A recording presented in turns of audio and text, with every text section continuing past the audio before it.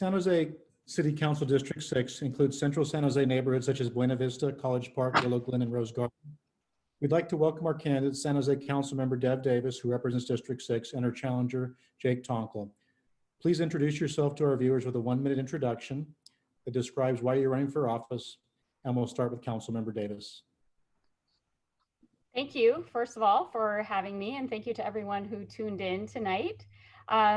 I also want to thank District 6 for electing me. These last 4 years have really been a highlight of my life to be able to serve the city in this way. We have begun to pave every street in San Jose. We've added 300 new officers to our police force and improved the force by adding a burglary unit and foot patrol. We've added life-saving Lucas chest compression devices to every fire engine in our city. And I've pushed for more affordable housing in our district. I'm running again because now is a time when we need experienced leadership so that we can protect our neighborhoods and recover from COVID-19. I don't know how much time I have left, but I have worked hard to be collaborative and to do what is best for the residents of District 6 and for our city. And there's more for us to do together. And so I hope to earn your vote.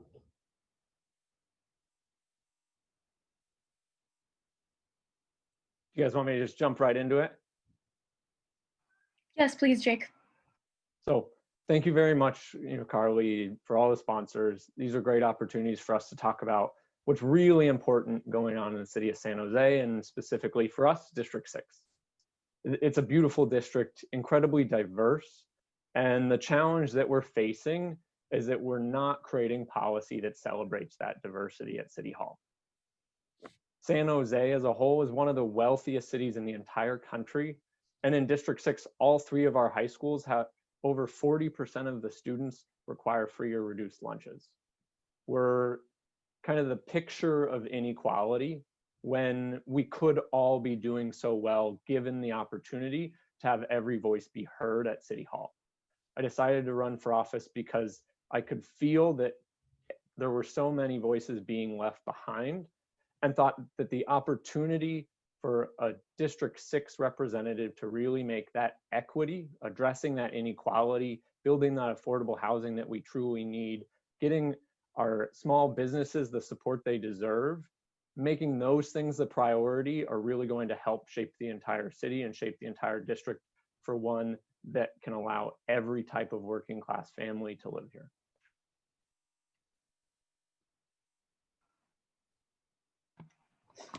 Okay, great, thank you. So our first question is for you, Jake. What should be the top priorities for city government at this time? Your time starts now.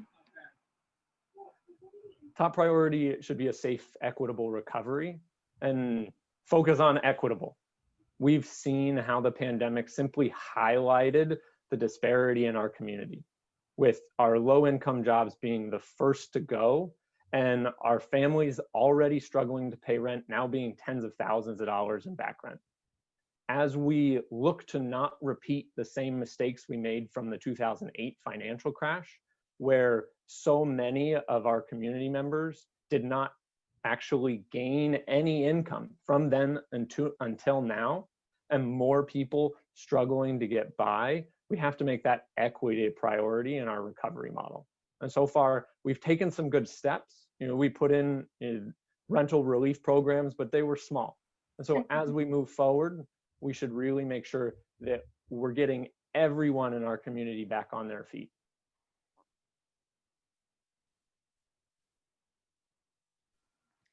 Thank you. Turning the question back to Councilmember Davis. What should be the top priorities for city government at this time? Well, our top priority right now is dealing with the pandemic and all the other disasters that have befallen us in this year of 2020. As we move out of these things, recovery, of course, is our #1 issue. We will continue to fight homelessness and its impacts, and we will continue to support our small businesses. In addition, I think it's really important for us to continue providing the core services. We will probably have very difficult budgetary times ahead, as we did in the previous recession. And we need to focus again on public safety, on our infrastructure, on our parks and our libraries. Those are our core services in the city of San Jose, and we will need to continue being brilliant at those. We have a deputy city manager who says brilliant at the basics, and that's something that we need to continue to do. Okay, the next question for Ms. Davis first, and then Mr. Tonkel. What will you do to promote greater racial justice and social equity in our community? Thank you. We have been doing some of this work already in the Government Alliance on Racial Equity. We've participated in that for the last 3 years. That's a nationwide program for city governments. And building on that work, I supported the creation of the Office of Racial Equity. When doing that, we have to first constantly educate ourselves, especially those of us who are white, and make sure that people with lived experiences of racial inequalities are not the only ones doing the work. We also have to unravel centuries of institutional inequities, and that's not easy for any organization. It will take time and resources, and we will have to balance that with what we know, as I said before, will be our very real budget limitations coming out of the pandemic in 2020. I'm committed to the work. It's important to me, first of all, to get the data and to know what we're doing kind of in our own house at the city of San Jose. We've already started doing some of that. We've started with language inclusion, which is really important, and trying to ensure that everybody can participate in our civic life. Mr. Tonkel. First and foremost, it's about being proactive when we go to listen to the community, and then taking down the systemic barriers to people engaging in our political process.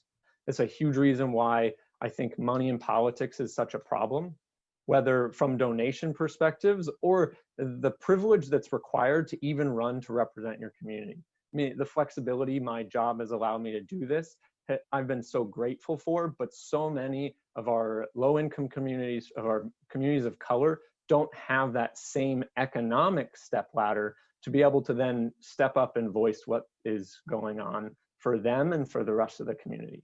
District 6 specifically is fairly plagued with an inability to recognize our own systemic racism.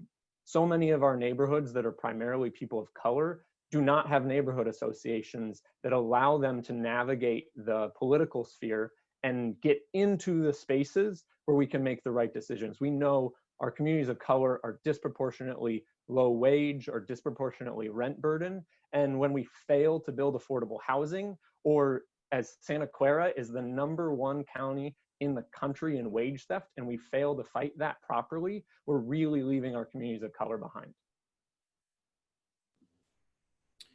Thank you. Next question. We'll go first to Mr. Tonklin and Ms. Davis. How can city government best help small businesses recover from the impacts of COVID-19?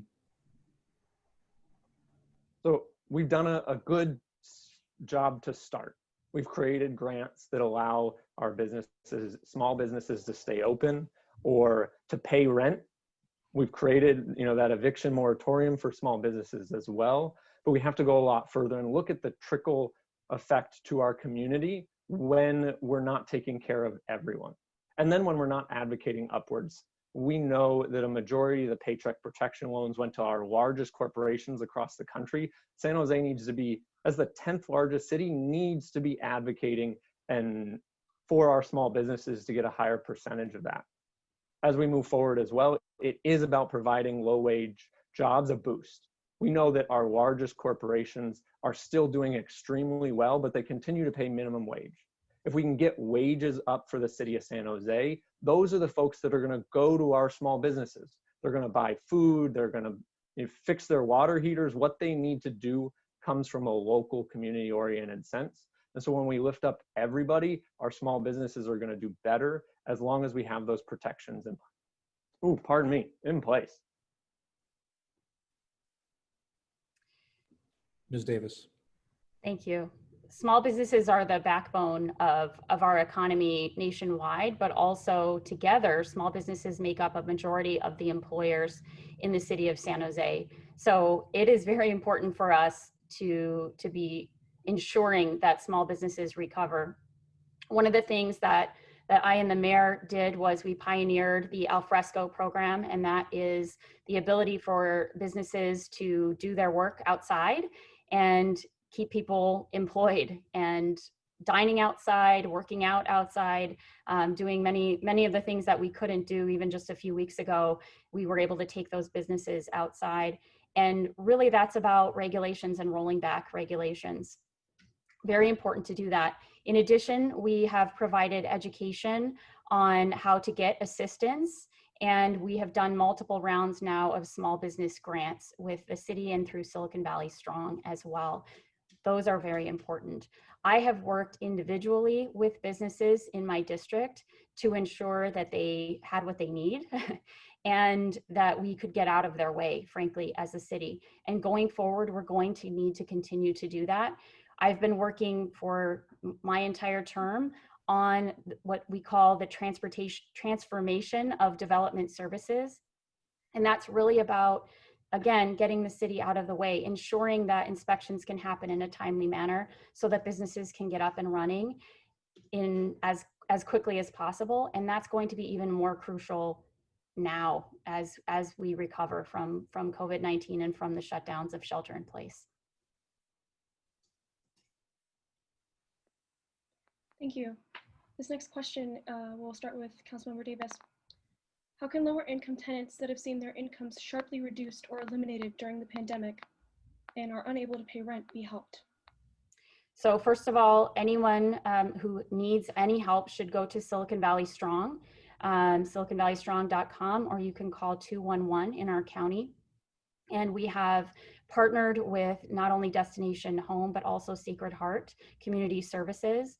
And that is where you can go to get immediate help, and they will help you as well determine not only immediate assistance, but also what government assistance programs that you or your household might qualify for. I'm glad you asked that question. I hope we can get that information out. Jake? We have to be proactive when talking about what we can do for our community, specifically our renters. District 6 is 50% renter, 50% homeowner. And prior to the pandemic, half of our renters were paying more than 30% or more of their income on rent. What my team was able to do over the last few months was start to direct calls to residents. We've made over 13,000 calls, and the number one concern from people has been, will they get evicted? How do they pay rent? And so we have been able to navigate them through Silicon Valley Strong, navigate them to Sacred Heart, make sure that they know they have to fill out a form that notifies their landlord of loss of wages because of COVID so that they can't get evicted. That proactivity is vital to making sure that our community can feel safe and heard and stay in their homes, especially in a global pandemic, but always, because evictions were happening in the thousands prior to COVID-19. Now, moving forward, we have to make sure that we're getting strong wages to our lower class who was already having trouble paying rent, and then providing assistance to our renters as well. Sacred Heart and Silicon Valley Strong ran out of rental assistance in like 5 days. We know there are people struggling, tens of thousands of dollars in debt at this point, and we have to make sure that that's not going to have a ripple effect on our entire economy as we start to open up again. That's something that I'm really concerned about as well. In terms of COVID relief funds, we have given $25 million for local assistance. It is something, unfortunately, though, that we don't have extra money for, and we are lobbying the federal government and the state government very hard to help with those, with not only that rental assistance, but that back rent, because obviously we want people to stay in their homes. It's very important for people to stay in their homes.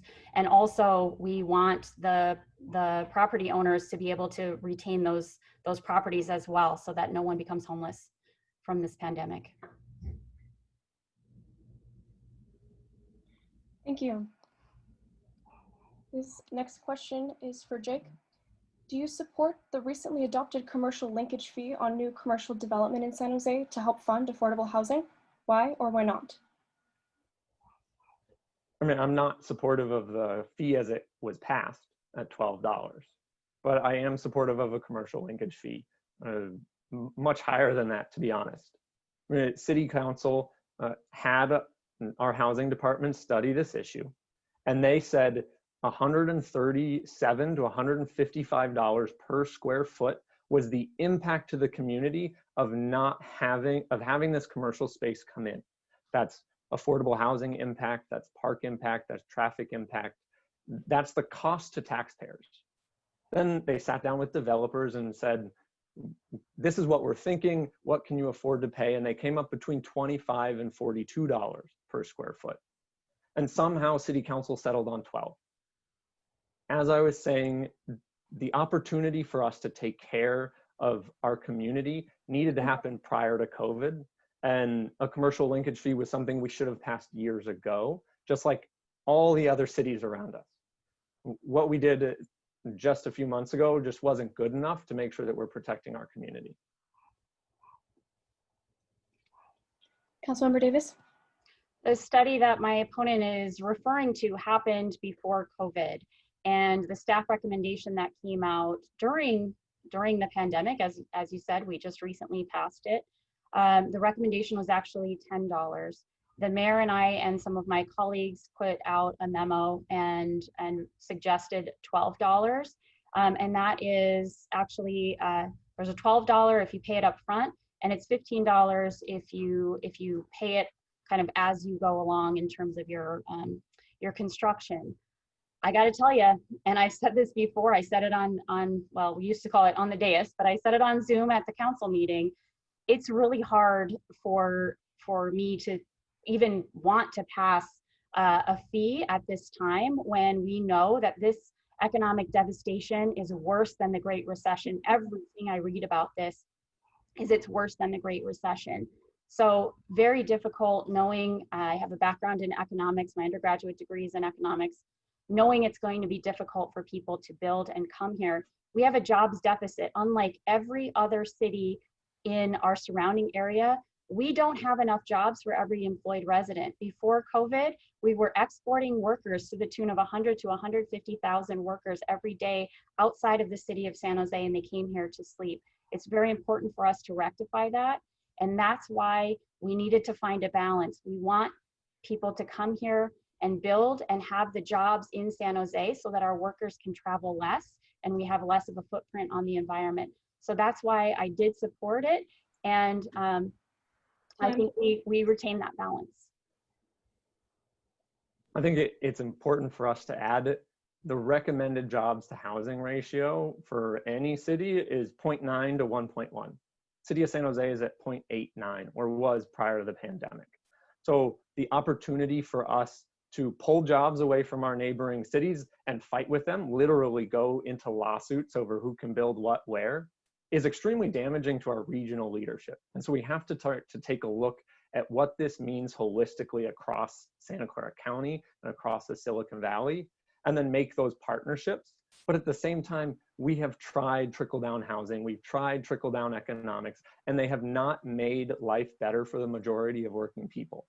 So as we're talking to developers who are doing really, really well, pre and during the pandemic, who are going to snatch up on foreclosed homes from our small business owners and mom and pop owners, and then redevelop on them, we have to make sure that the burden is not falling on the community. As I said, the City Council or Housing Department study said the burden to the community is $137 or more per square foot. That doesn't just go away because a developer can't afford to pay it. If the project isn't feasible, we can find other ways to fund good revenue models for the city of San Jose and make quality, affordable housing happen. Make our small businesses thrive that will bring in more jobs instead of large commercial development. We have other avenues. We can't simply always be saying, if the wealthy can't pay for it, then we shouldn't ask them to. That's not how we're going to build a better San Jose. Thank you. Next question first from Ms. Davis, then Mr. Tonkel. Do you support opportunity housing, which would allow the owner of a single family home near transit to create up to a fourplex on his or her property to create more housing? Why or why not? First of all, the most recent data I saw about our jobs to housing, our jobs to employed resident ratio was 0.83 for every employed resident, not 0.89. And it was falling every year that I've been in office, unfortunately, because we are very good about building housing compared to bringing jobs into the city of San Jose. But firstly, about the so-called opportunity housing, which is really the opportunity to eliminate single-family home neighborhoods in our city. I do not support it. We have a very good urban village or general plan that has a call for urban villages around the city of San Jose. There are 61 urban village areas that are planned for dense and a lot of housing in the city of San Jose that would not eliminate single family home neighborhoods. And there are 47 plans that are not even started. There are 64,000 housing units in those areas. 46,500 of those units have not even begun, have not been built, are not in the pipeline. We need to focus on our urban villages and building the housing that's designated for those areas.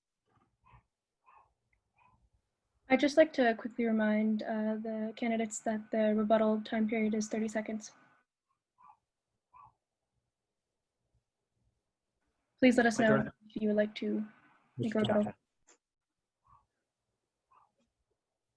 So I'm supportive of opportunity housing for the city of San Jose. We have failed, literally failed to build the affordable housing that we need. Between 2017, 2019, we built like 245 units, right? The reason we're looking to other avenues for potential affordable housing is because the urban village plans, the density that my opponent has been talking about, they haven't come. Of those 60 some odd urban villages, we've kind of started on 12, I think. So as we move forward, we have to start to change the conversation, because the rhetoric that we're eliminating single family neighborhoods is extremely untrue. We are giving opportunity for our community to have some diverse housing models. Now we have to be careful, because we do not want to make this a land grab for our wealthy developers. We have to make sure that we're providing opportunities for first-time home buyers and that we're providing opportunities for affordable spaces to live. We can do this in a smart way that grows the diversity of our already amazing historic neighborhoods and stays to the character of them as well. Just for clarification, we have 12 approved urban village plans. We have 2 that are in process, and then we have 2 that are funded but have not yet begun. And the same planning department that has to do those plans will have to do all of the work to eliminate the single family home zoning. And that's multiple years in the works that it would take to do that. And again, meanwhile, we have this 46,000 units that are able to be built in places we've already designated for dense housing in the city of San Jose. We need to focus our efforts there. The housing department told you in that task force meeting that they had hired enough people to make sure that they could do both of these things properly. Then why aren't the urban village plans done? Because we continue to try and incentivize large commercial development instead of invest in our community. I'll just leave it at that.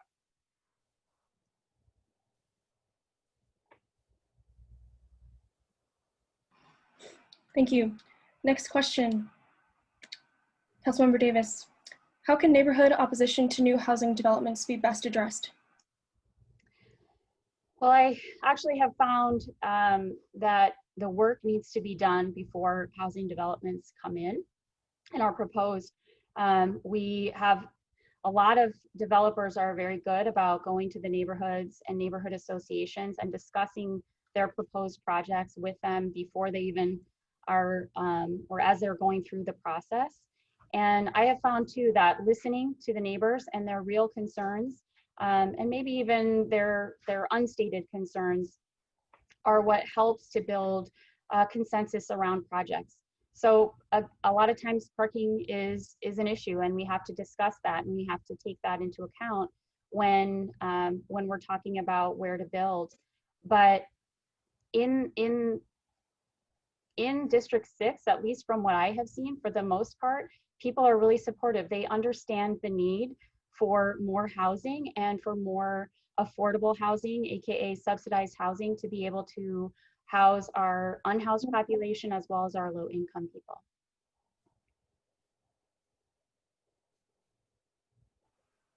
Jake? It is about being proactive. We made 13,000 calls to residents to check in on them about COVID, but it also gives us an amazing opportunity to listen to the concerns of the district. And Dev is right. Oftentimes our developers are the ones that initiate the conversation about housing. And what I hear from our community is that they might promise a sidewalk step back, and then as soon as the project gets final approval, that disappears. So people have built a lot of distrust of who is coming in to their neighborhood and how we hold them accountable. It's why I'm proud to not have funding from developers or real estate, so that our community can understand that when I'm talking about dense housing or affordable housing, doing it because I know our community is in need. And that's the other aspect of this that's really important.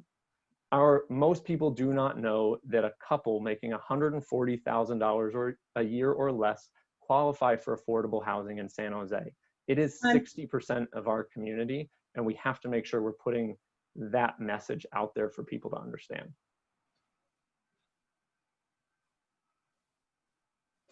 Okay, thank you. Next question first to Mr. Tonkel and Ms. Davis. The San Jose City Council recently made a strategic investment of voter-approved bond funds of $46 million to preserve 900 plus acres of land in northern Coyote Valley as agricultural land and open space. What will you do to ensure that the city continues to prevent sprawl development in Coyote Valley and instead directs growth into the areas of the city that are already urbanized? It was very exciting that we were able to protect so much of Coyote Valley, and we need to protect more of it. Setting that money aside and working with Assemblymember Ash Kalra, Senator Jim Bell, people that I'm happy to have the endorsement of who have been strong environmentalists for our community, is a priority of mine. I'm excited to have the endorsement of Silicon Valley Sunrise because they know that when it comes down to making the tough decisions to protect our community from the climate crisis, I'm the right person for that job. Now, when we talk about density and affordability, we really have to pair those into how we continue to develop San Jose for everybody. Is when our low-income workers have to move out to Gilroy or Morgan Hill because they can't afford San Jose, we start to eat up that open space.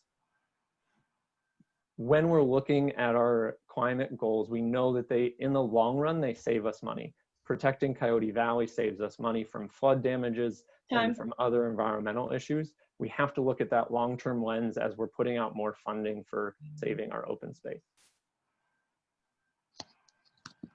I was proud to support Measure T and to be able to preserve Coyote Valley. In terms of going forward, again, we need to get those urban village plans done because that is where we will be able to build dense housing, and dense housing is not only more affordable for the people who are purchasing it, but it is also more environmentally friendly. And that's why our environmental groups like our League of Conservation Voters, which has endorsed me, has gotten involved in development issues because they know that building dense housing and building in the inner core of the city makes it easier for people to take public transportation, for example, which reduces our environmental footprint. It's helpful for us for San Jose Clean Energy, which I was proud to support as well, which provides cleaner and cheaper power than PG&E does. Again, we have 46,000 units that are not even in the pipeline that could be in the pipeline in our dense part of the city. Thank you. Again, for Councilmember Davis. During the recent protests, there were calls to defund or reduce funding to the police department. What is your perspective on this? How would you reimagine public safety and hold the department accountable for racial discrimination and excessive use of force and use of deadly force? Thank you for that question. First of all, I do not support defunding our police. Very succinctly, we are the most thinly staffed police force in all of the United States. There's not much to cut. We need more officers out on patrol. I think I know I've been hearing that since I first started knocking on doors in 2015, that people want to see more police presence, not less. At the same time, everyone agrees that we need to have good transparency and accountability. And our police department has been very good about admitting that. They want that too, and they've been working towards that.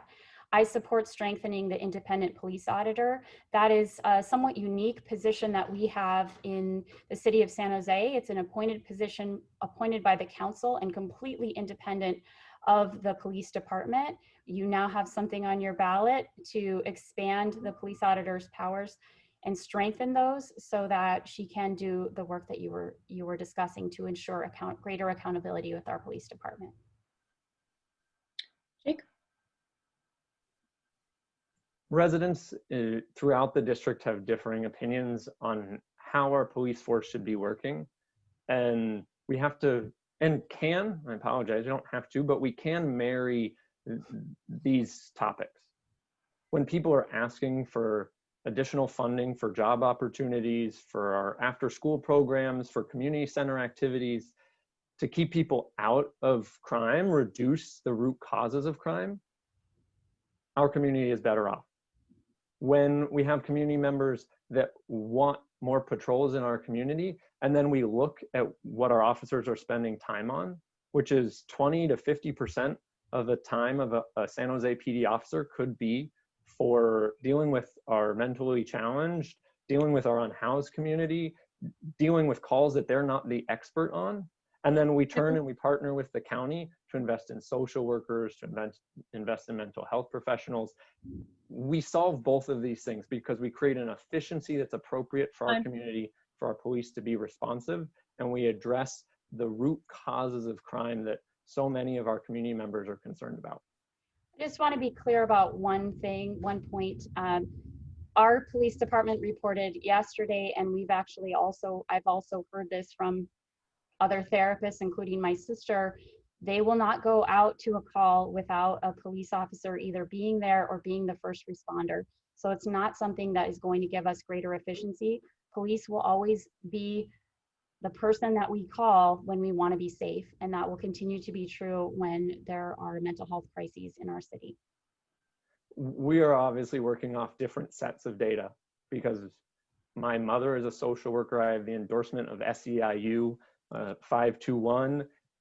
Our social workers in the community truly care about getting the correct response to everyone, and they do not very often need an officer with them.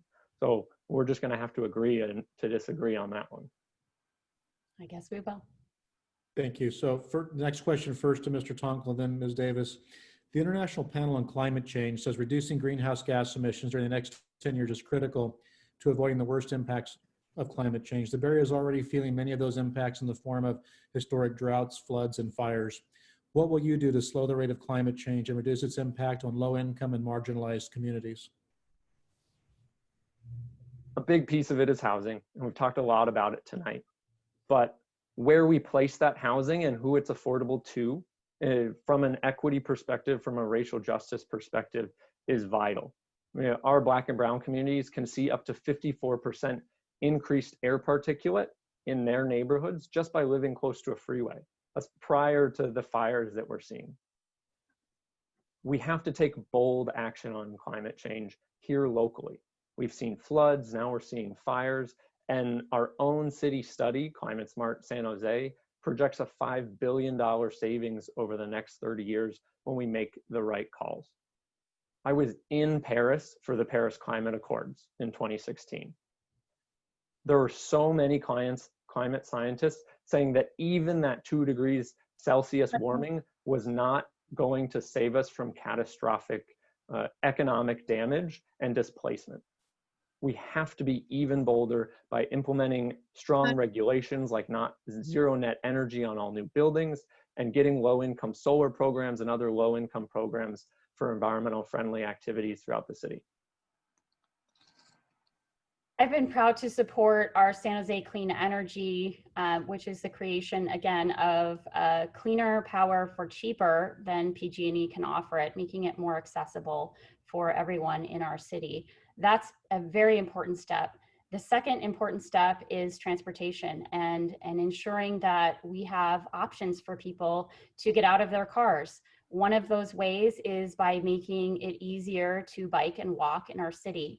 Again, I know I'm hammering a lot on urban villages tonight, but one of the great things about urban villages is it makes being able to live and work and do your errands all in the same place a very, very easy lifestyle choice.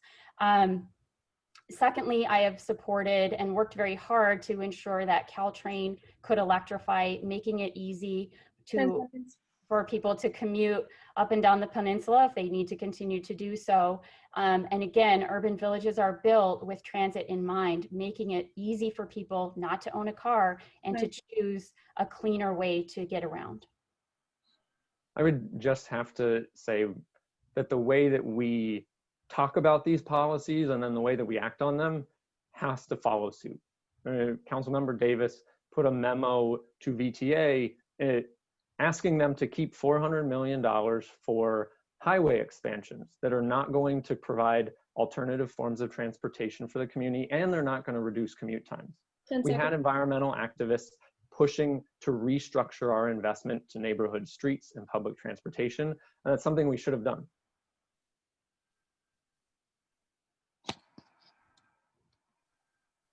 We have to find a balance. I think it's really important to, again, admit that we don't have transit available everywhere, and moving that money would not have made transit available everywhere. We still have many people who do have to drive to get to their jobs, and it's important for us to make sure that they can do so in as safe a manner as possible, and those were for safety improvements.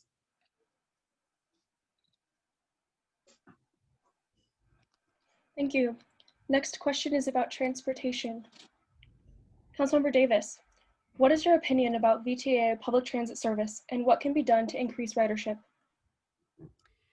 Thank you. I think VTA has struggled I think we all know that. VTA has struggled over the last many years, actually. We have a very spread out city, and that's very difficult, again, for public transit to do what they need to do to help people to get out of their cars. There aren't a lot of, again, easy answers for this. Densifying parts of our city will make transit and more frequent transit a better option for people. That's something that's very important.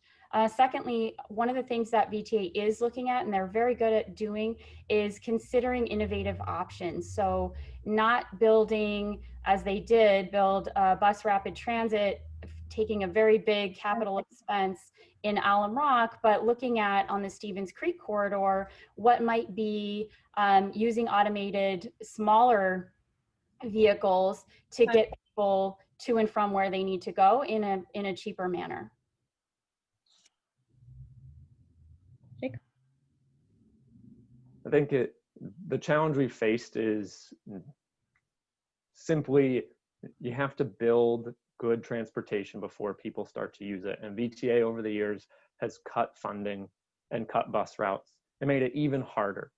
I mean, transit activists know how difficult it is to get around in our community. And we fund highways 7 times more than we fund buses, right? That model is going to get us more drivers and less public transportation users.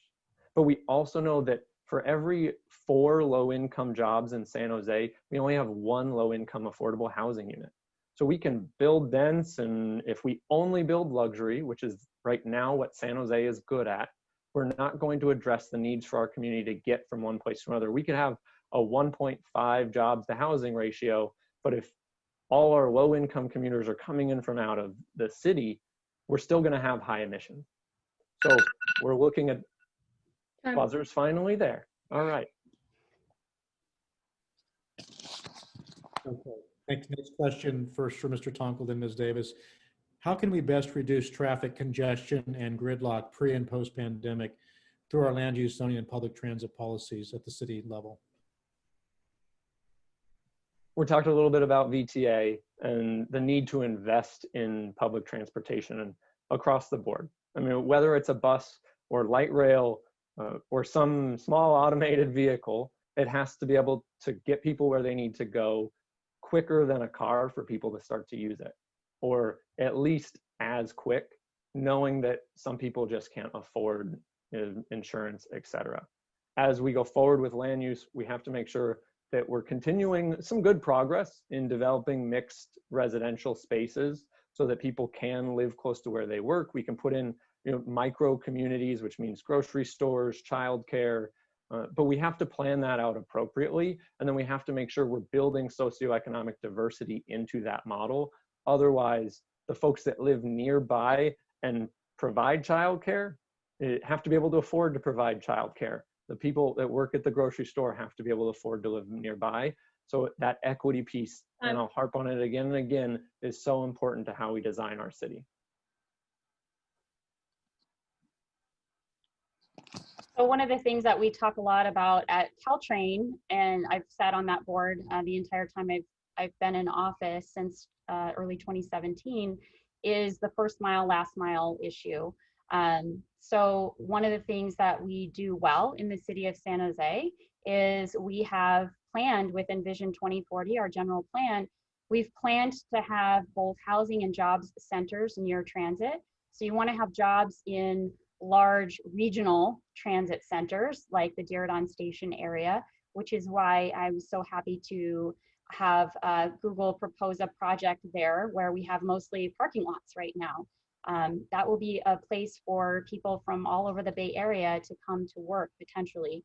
But at the same time, I'm working on completing the trail to between Willow Glen, thank you, between Willow Glen and the Diridon Station area, so that all the Googlers who live in this area don't have to take the train. Obviously they wouldn't be able to, but they can walk or bike in a protected way to get to work.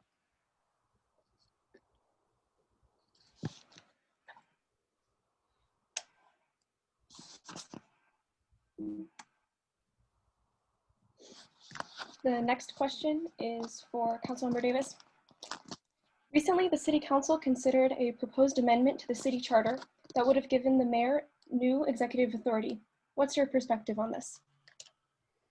So this is a complex issue, and I'm going to be honest, I have been thinking about this again for over 5 years. This is something that's been talked about in political circles since I was on the neighborhood association well before I ran for office. I thought it was something worth considering and worth talking about with the community. We gave it a month, we kind of sat on it, and we decided that we needed even more time. So we are taking that out to the community.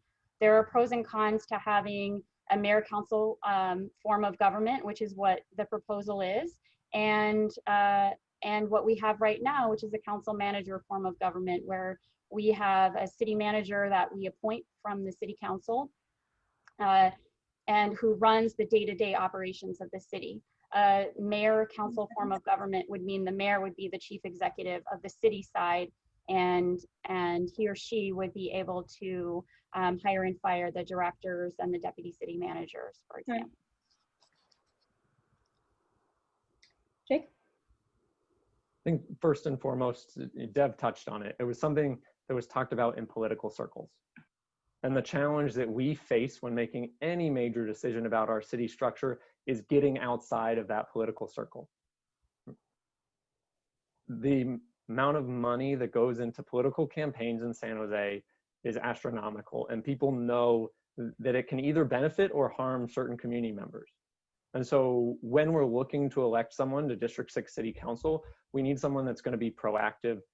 Over the 6 days between the announcement of the potential to put this on the ballot and the actual vote, I think I had 6 community meetings, whether through Zoom or just with neighbors.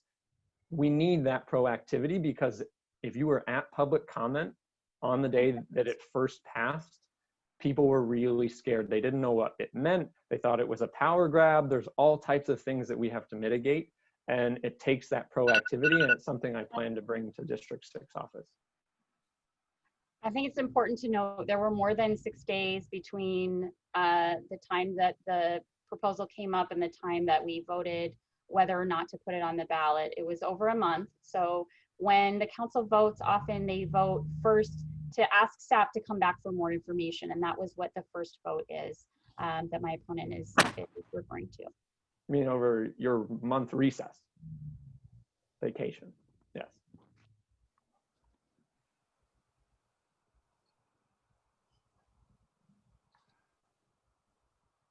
Okay, thank you both to our candidates for participating this evening. We're very grateful. Thank you. Thank you, Michael. Thank you, Carly. Thank you.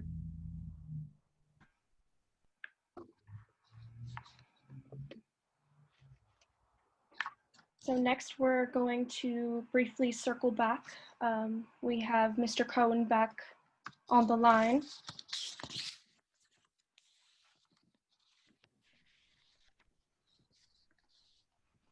David, can you hear us?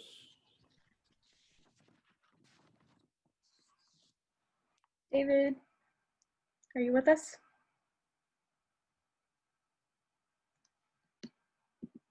David, you're still muted.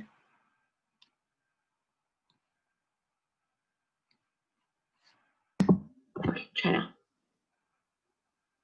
All right, can you hear me? Yes. We can hear you. Okay, good. I'm back. Technical difficulties. This is the new world of online forums. So let's go back to the 1-minute introduction, if you don't mind, and then we will have an intermission from 6:10 to 6:15.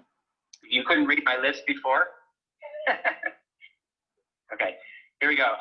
As a parent concerned about this phase that my children are growing up in and may want to raise their families in, I'm determined to see the city thrive for workers, for families, and for children. My experience, both working at a local tech company and serving our community and schools, will provide a unique perspective at City Hall.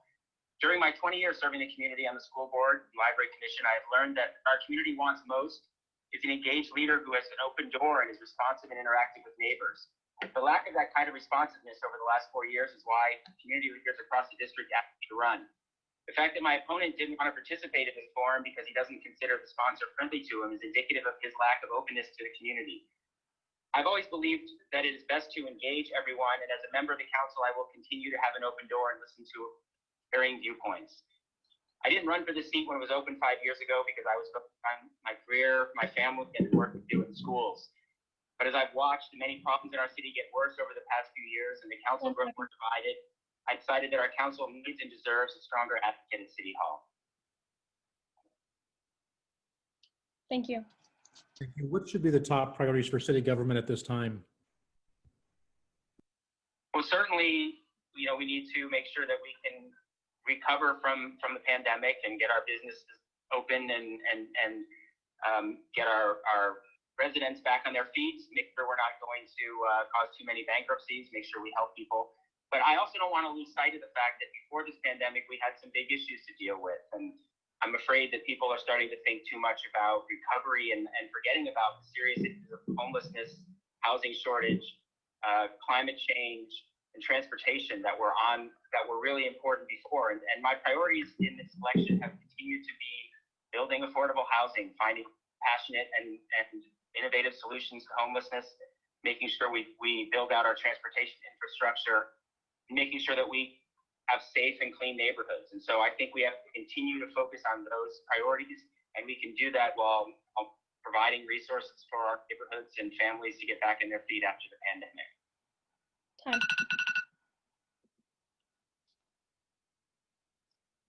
What will you do to promote greater racial justice and social equity in our community? Yeah, so here's an area that, there's a lot that we can do. And my opponent was opposed to the idea of starting an Office of Racial Equity in the city a couple of years ago. He took credit, he's taking credit now for the vote that the council took this year to create that office now that it was on the forefront of everybody's mind. But he was opposed to doing that when members of the council brought it forward the previous year. When we rebuild our economy, when we start cleaning our environment, we should be investing our resources as a city in parts of the city that have been underinvested over the years. For example, as we electrify our infrastructure, we can be electrifying in areas that have always had poor air quality. Those are areas in the same zip codes, by the way, that have been hit hardest by COVID. Those are the areas that have less health, worse health outcomes for people because they live near freeways, because they have higher density, because they're not taken care of. We should be investing our resources in those parts of the community, making sure they're not put upon as much. So there's a lot we can do to invest the same resources, but invest first in the areas that have been underinvested over the years. Thank you. How can city government best help small businesses recover from the impacts of COVID-19? Well, the city should be cooperating with the county and helping guide businesses towards resources that are provided by the state and federal government, helping them get grants that are out there to recover. I'm glad that the city has been putting their CARES money into grants for small business loans that will help them cover their rent, that we have the eviction moratorium in place to make sure that they stay in place. We should continue to do creative things like letting them open outdoors and finding safe ways for them to operate. We need to continue to find additional ways for them to open safely. We need to continue to direct resources and lobby our federal government to provide additional resources, help us through these times.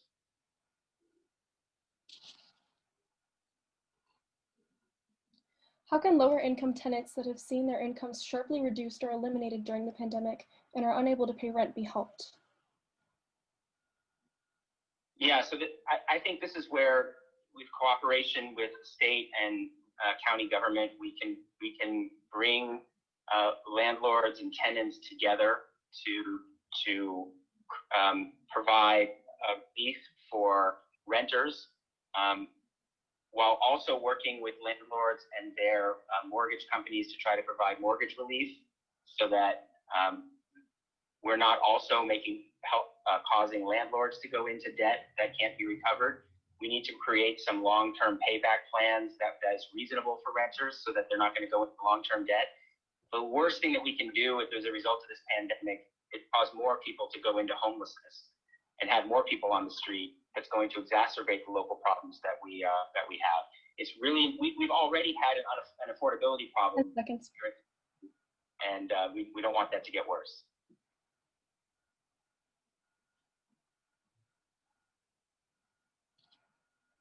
Do you support the recently adopted commercial linkage fee on new commercial development in San Jose to help fund affordable housing? Why or why not? Yeah, so I am glad that the council has come around. The majority on the council has come around to a commercial linkage fee. Just a year ago, the majority on the council wasn't even willing to entertain a commercial linkage fee at all. I hear them now taking credit for the fact that they have agreed to a modest commercial linkage fee. So there is some movement happening, understanding that we're in a real affordability crisis in this county and that we need to build more affordable housing. And that as we bring more commercial real estate into this county, we need to take advantage of that to raise some money to build affordable housing. It's interesting to hear some of the other council members saying we can't afford to do it because of the pandemic, when they weren't willing to do it even before the pandemic. But I am glad that we have a commercial linkage fee. I think we could have done more. I think we could have gone higher, and I supported the memos of Sergio Jimenez and Ralph Morales, who wanted to phase in a higher commercial linkage fee, but we do need to have a commercial linkage fee in our city that's comparable to the cities around us.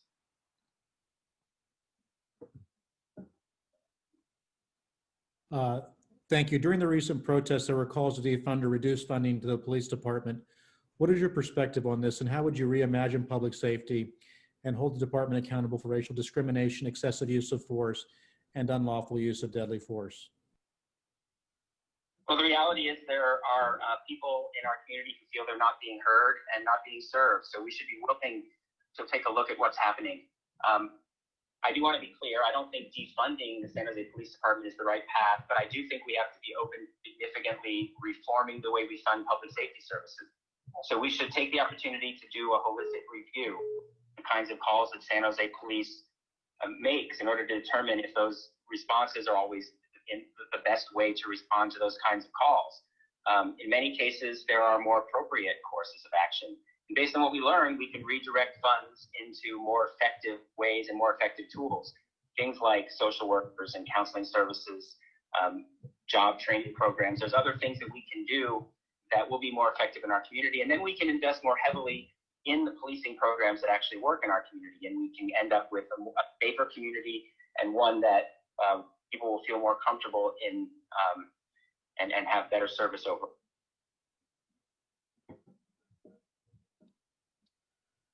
The International Panel on Climate Change says reducing greenhouse gas emissions during the next 10 years is critical to avoiding the worst impacts of climate change. The Bay Area is already feeling many of those impacts in the form of historic droughts, floods, and fires. What will you do to slow the rate of climate change and reduce its impact on low-income and marginalized communities? Yeah, and I hope that 10 years enough, if we have 10 years, I'm worried that we need to move even faster than that. But as I mentioned before, we need to electrify our grid even faster than we've been doing.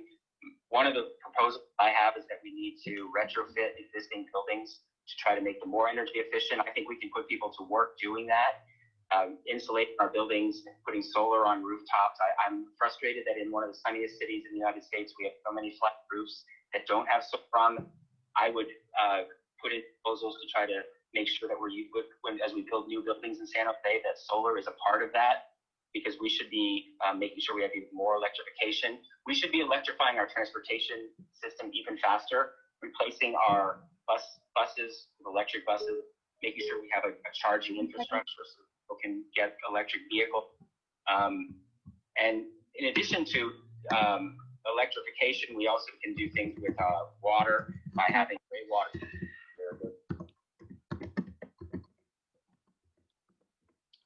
Thank you. It is now 6:10. We will break for a 5-minute intermission, and we will return at 6:15. Thank you, Mr. Cohen. Your flexibility, and I appreciate the conversation. Thank you for being with us. Okay. Thank you all. We'll now turn to the Santa Clara County Board of Supervisors District 3 race, which includes parts of East and North San Jose, Milpitas, and Sunnyvale. We'd like to welcome our candidates, California Assemblymember Kansen Chu and former Sunnyvale Mayor and Councilmember Otto Lee. We'll ask each of the candidates to introduce yourselves to our viewers with a 1-minute introduction that describes why you are running for office. And we'll start with Mr. Chu. Thank you very much. Thank you very much for having us here. I hope everyone and your loved ones are all well and safe during this pandemic. As a recent immigrant who came to California as a graduate student with luggage full of textbooks, not any family wealth, it is really beyond my wildest dream to be elected to Bay Area School Board, San Jose City Council, and now serving the about 500,000 people in Assembly District 25, but actually serving the whole 40 million of California. I started my public service career serving as a county mental health board member, and then serve on the private industry council, which is Work to Future now, to help out with dislocated worker and at-risk youth. My spare time, I serve on the YMCA Metro Board, now is combined with the Mid-Peninsula Metro Board, and also Vietnamese Voluntary Foundation, and many other community-based organizations. So it's really a great honor for me to be able to serve the community at all different capacity. The decision for me to come back and run for county supervisor has nothing to do with which position is higher, which position is lower, or which campaign is easier, which campaign is more challenging. I am running for county supervisor, just wanted to bring my 30 years of public services experience home to make stronger impact for issues close to our community. Thank you. Thank you, Mr. Lee.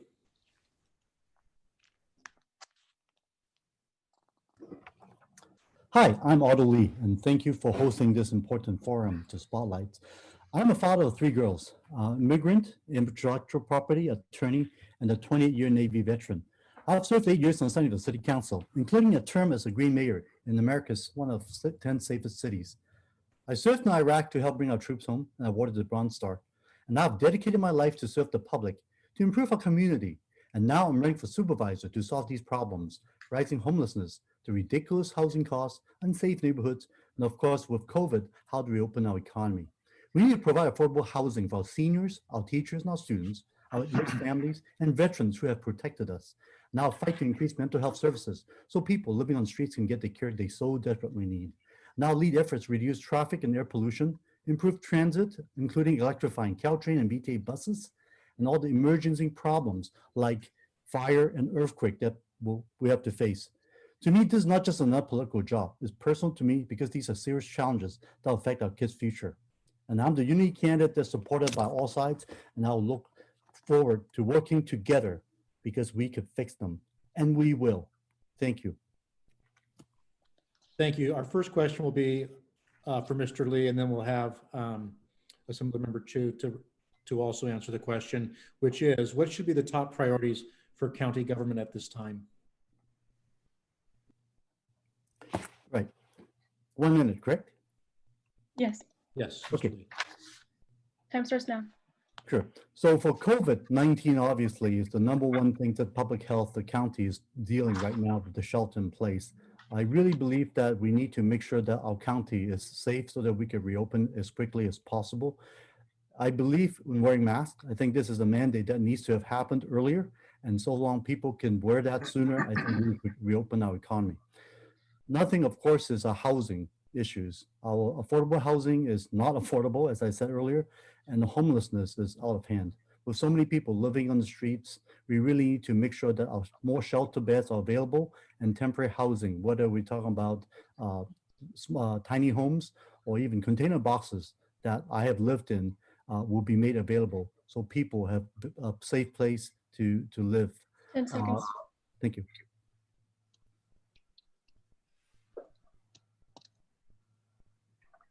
Mr. Chu. Thank you very much.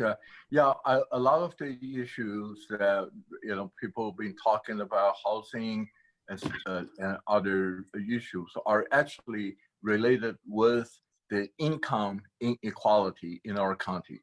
There is no middle class. People either in the lower class or the higher class. So my top priority will be addressing the income inequality that affect the housing, that affect the healthcare, that affect the child care. And then language accessibility would be also very, very important because Santa Clara is a very diverse county. And with that, language could be a big barrier for so many of our residents to access to services that they need and that was provided by the different level of government, including the county. And third one, I will say the displacement, as the San Jose, Santa Clara is growing, we need to make sure that we be able to maintain the character of our neighborhood, especially in the east of San Jose. Thank you. Great, thank you. Next question will go to Mr. Chu, and then we'll have Mr. Lee also answer after that. How should we balance public health concerns with the economic pressures and stress being placed particularly on small businesses and lower income tenants that have seen their income sharply reduced or eliminated during the pandemic and are unable to pay rent? Right, I definitely a strong supporter of the eviction moratorium. And at the state level, we also passed a bill to extend it to March 1st. The tenant will have to pay quarter of their rent, but then liable for the whole total amount. They can definitely go to a small claim court to get the landlord can go to the small claim court to get their rent back. So and during this outbreak, we noticed that the east side, where I represent, has a significant high number of COVID cases. So some City Council member Magdalena we started a health equity task force. We have come out with more than 12 recommendations. I have written a letter to the state legislature and the governor to start implementing those recommendations.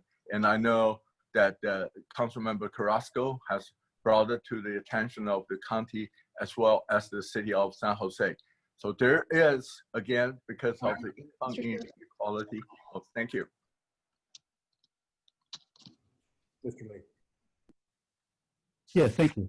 The eviction moratorium that the county has established certainly has helped, and we have extended time to make sure that people would have the ability to continue to stay at the homes, because of the fact that the COVID certainly has lasted a lot longer than people are expecting, and that's why it's so important that we keep that in place.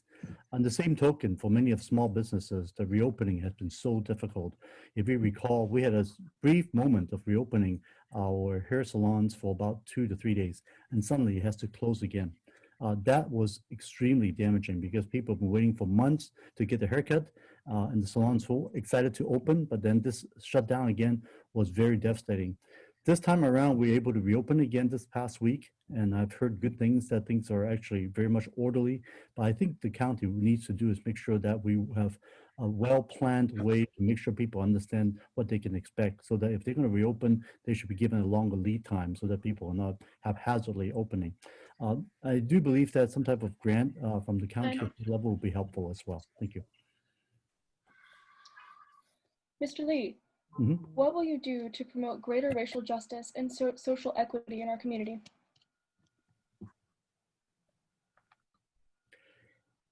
As we can see right now with the Floyd Black Lives Matter protest that has been evoked, we could really understand that the social equity issue is really something that people has waken up to. When you look at the 4 zip codes that's most disaffected in the COVID period, they are all on the east side, mostly lived by Latinx, African-American residents, and even some Asians as well. It is so important to make sure that this is not just a crisis for everybody. We are all in the same storm together, but we are not in the same boat. Understanding that we need to make sure that our resources are going to where the need is most affected, whether it's from the county level and also city level, to make sure that folks who has the most need is getting whether you talk about the COVID testing, free testing being available, or internet access so that the kids can go to school, or hotspots. And those are the policies that I would strongly support as well. Thank you.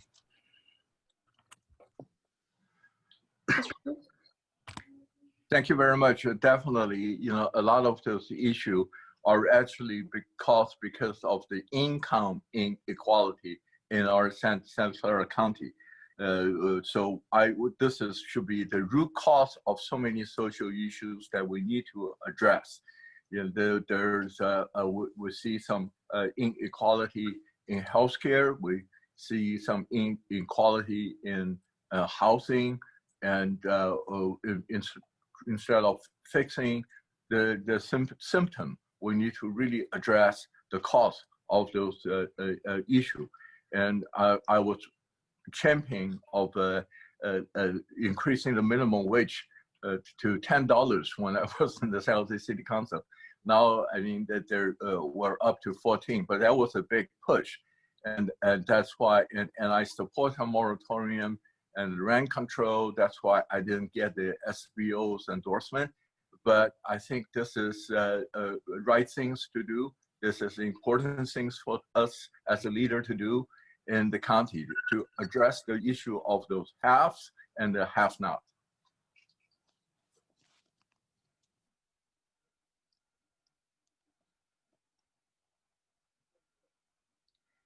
Mr. Chu, how would you hold law enforcement agencies accountable for excessive use of force and unlawful police killings?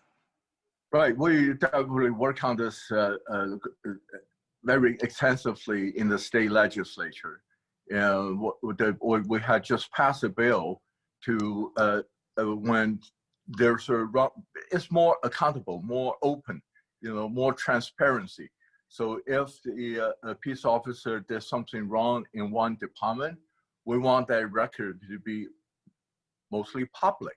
And so then the hiring department are responsible to check those records and not to propagate the problem from one area to another. I think that would eliminate a lot of bad apples. You know, it is in the government culture, because when you're dealing with some personnel issue, you know, we really strongly encourage to not disclose to anybody else. Time. So if I let go of,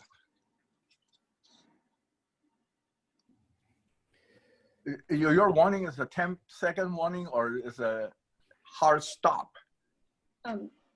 Sorry, when I say time, that's hard stop. It's a hard stop. Okay, good. Thank you. Thank you. I think we have learned recently with all the issues relating to police excessive use of force and the lack of training on the escalation, we could see the amount of tension that has been raised, not just around here, but really nationwide. Breonna Taylor's family just got awarded $12 million. And this is $12 million of taxpayers' money in Kentucky. They have to pay for injustice. That really should never happen. And this is the type of things that we absolutely need to avoid, not just in San Jose, not just in Clark County, and anywhere in this country. As a supervisor, one of the things I want to make sure is we need to have oversight. For example, currently in our sheriff's department, we have a situation where the top leaders have to plead the Fifth Amendment and being questioned. That is very disheartening. And we really need the oversight of our supervisors to make sure that our police and the leadership is following the law, because nobody is above the law.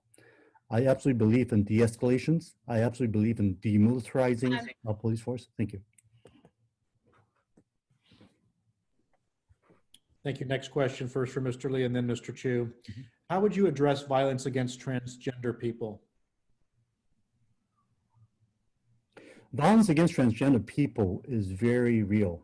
The discrimination is even from the very top of our country. The president of the United States wants to ban transgender members to serve in the United States military. And as a veteran myself who have served with LGBT members, it is absolutely atrocious and discrimination to the absolutely unacceptable. The violence against transgender is due to many ignorance, and I think sometimes that even applies to some of them being arrested for prostitution, even though they're just being themselves. It has nothing to do with prostitution. I think it's so important that we need to educate our police force and the public how important the LGBT community is for us. And at the end of the day, it is about equality and it's about love. And I actually most recently attended the Black Trans Lives Matters protest to highlight the amount of transgender people that have been killed.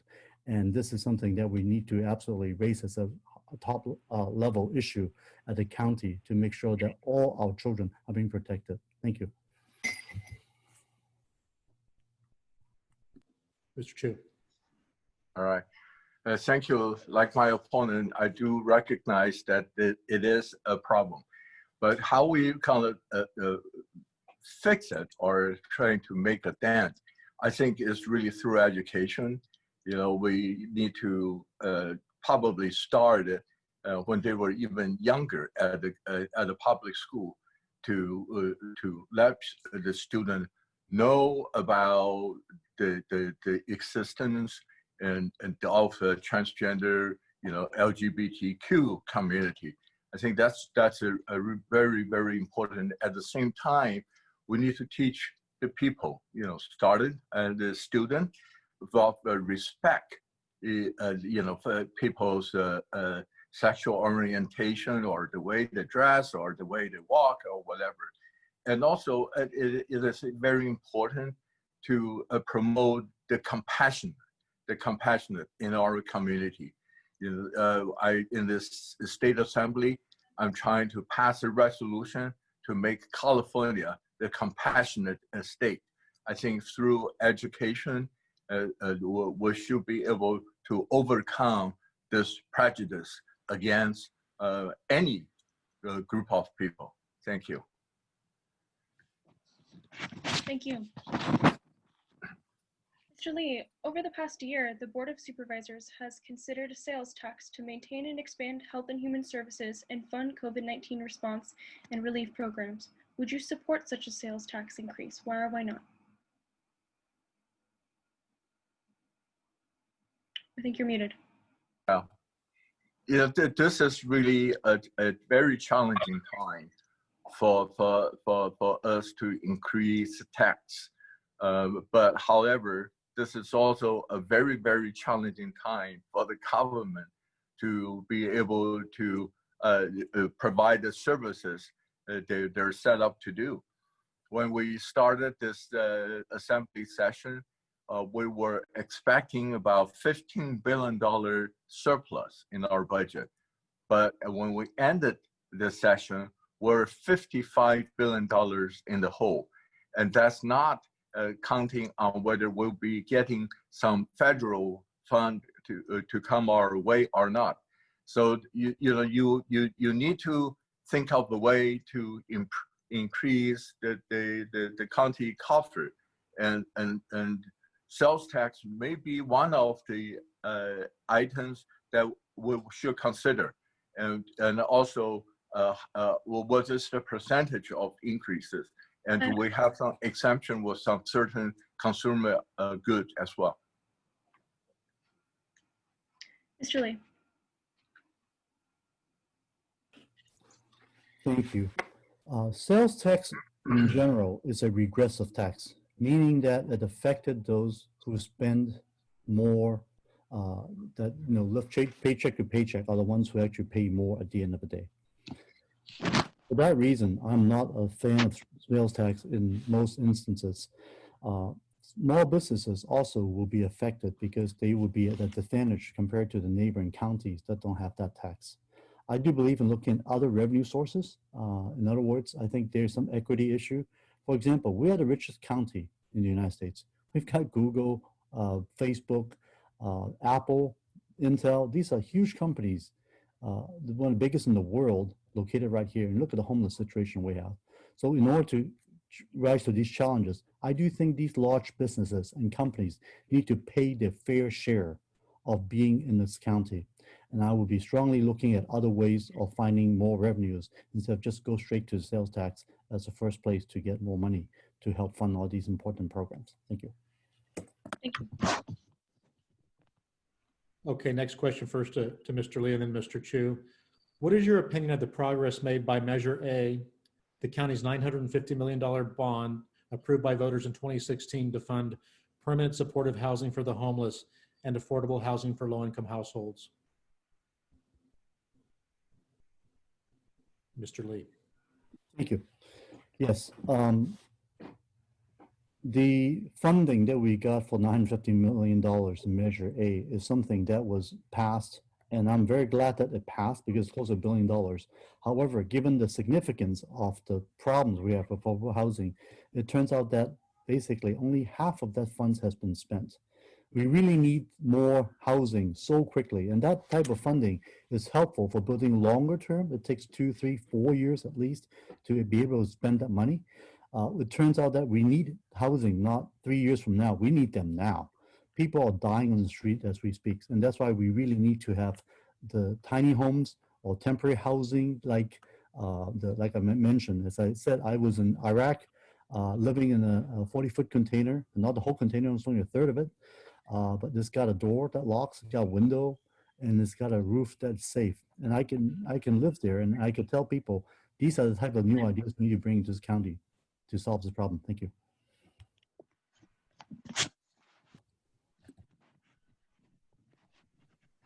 Mr. Chu. Yeah, the homeless money, I believe when we spend the homeless money, we need to find out the cost of those homelessness. You know, you run from people that have 2, 3 jobs, they lost one job, they become can't afford the rent, they become homeless. And you have those victims of domestic violence. They grab their children and run out of the house, and they also become homeless immediately. So when we spend the homeless money, we need to really have a equitable spread it out throughout the spectrum of the homelessness people. We need to definitely allocate the equitable amount for the rapid rehousing, as well as addressing those people that are sleeping in the creek, or creek bed, because those people usually have multiple challenges, mental health, drug addiction. But when we talk to housing issue, we need to prepare ourselves and make sure that we have some shovel-ready housing before we go out and ask for more money. Thank you. Next question, we'll start with Mr. Lee. The Board of Supervisors recently released a community plan to end homelessness. How does it align with your ideas on how to get the homeless population housed? Yes, the county has done a very thorough study, and actually has a lot to led by our current supervisor, Dave Cortese, who has gathered many community leaders and stakeholders together to talk about different ideas to come up with. And so instead of just building longer term housing, which is very important, but also very expensive, when we talk about close to $600,000 to $700,000 a unit, we also need to have other type of housing for supportive housing, so that folks who are able to get to the housing, they also have the services that's wrapped around to help them, whether it's mental health, whether it's transportation, and other type of social services. This is a plan that is very workable, but I do believe that we need to work faster, given the fact that we have over 300 homeless individuals died on the streets every year. I strongly support the plan, but I do think we need to move much faster and more funding to make it happen and make this not just a plan, but a reality. Thank you.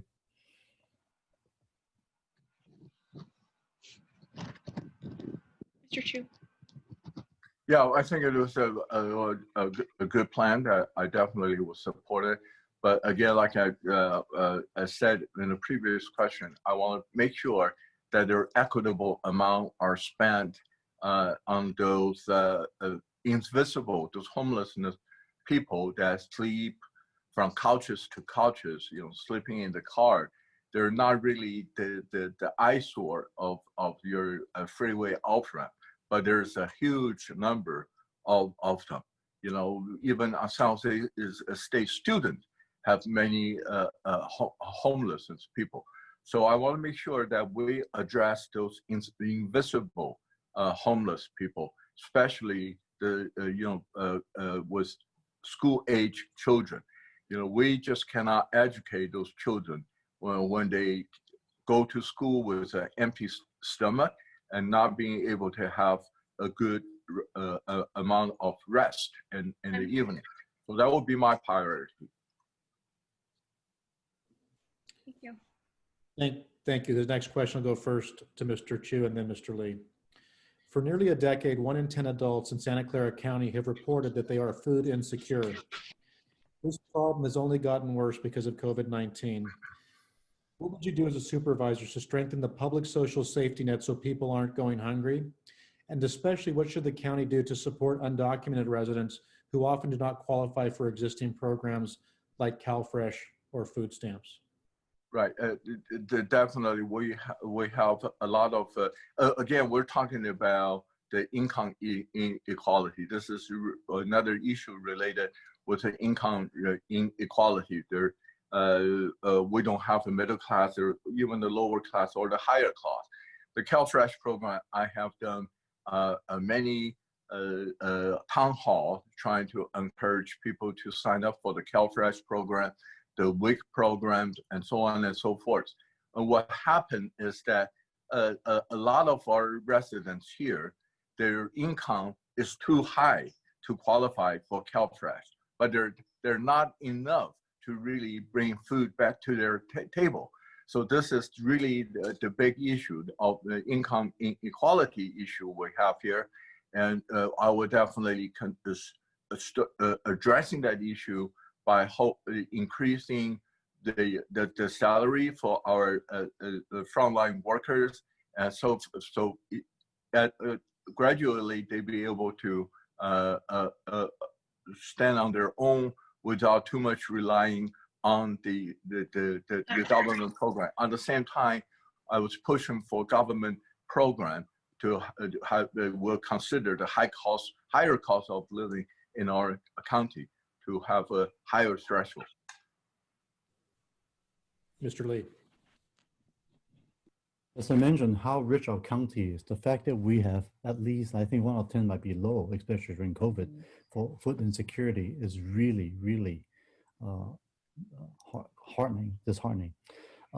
I've been out there at the Mexican Heritage Plaza, Yorba Buena High School, or the Vietnamese Services Center to distribute food on many of the weeks in the past few months. These are all organized with Second Harvest. Some are in partnership with City of San Jose and the county. And what we do over there is we only ask for people's addresses and the number of people living in households. We never ask the question of whether they are documented or not. We do not need to check that. It's not something that we care about because at the end of the day, every resident in our county needs to be protected. The CalFresh and Food Stamp program, some of these are federal programs, that documentation is important, and that's why it's not workable necessarily for everyone. And that's why the county is so important to make sure that safety net is being met. Thank you.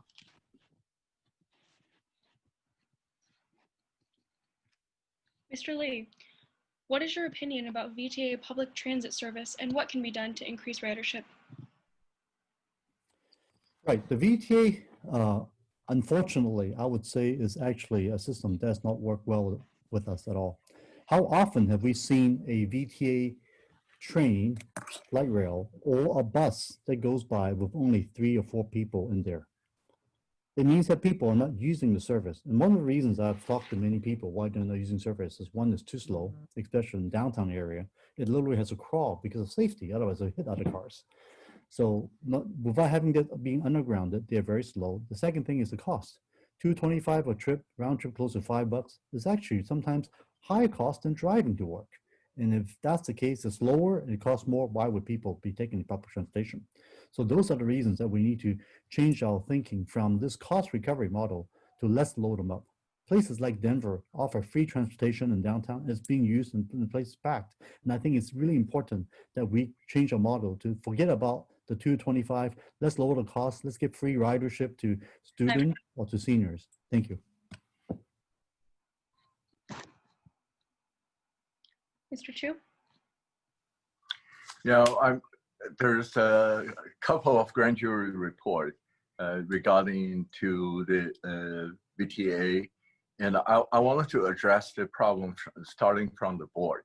I think the structure of the board need to be reconsidered. You with a lot of part-time council member, God bless them. They have a full-time job during the day, and they still volunteer their time to manage to run their cities. But adding another transportation responsibility to them sometimes is too overwhelming. So on the grand jury report indicated some of the members will open up their agenda after the meetings already started. So the structure of the board needs to be definitely addressed. And the model of operation, it's not really the cost, it's really the frequency and the convenience of getting onto a VTA bus. We have some pilot program elsewhere. It's like on-demand bus services, like the Uber services. You call to say, hey, I need a bus services, and then they will route with a smaller bus to pick you up close to where, your point, and then drop it off to where you wanted to go. So there's other models that we need to also explore. Thank you. Okay, next question first for Mr. Chu and then Mr. Lee. How can we best reduce traffic gridlock pre and post pandemic through our land use, zoning, and public transit policies?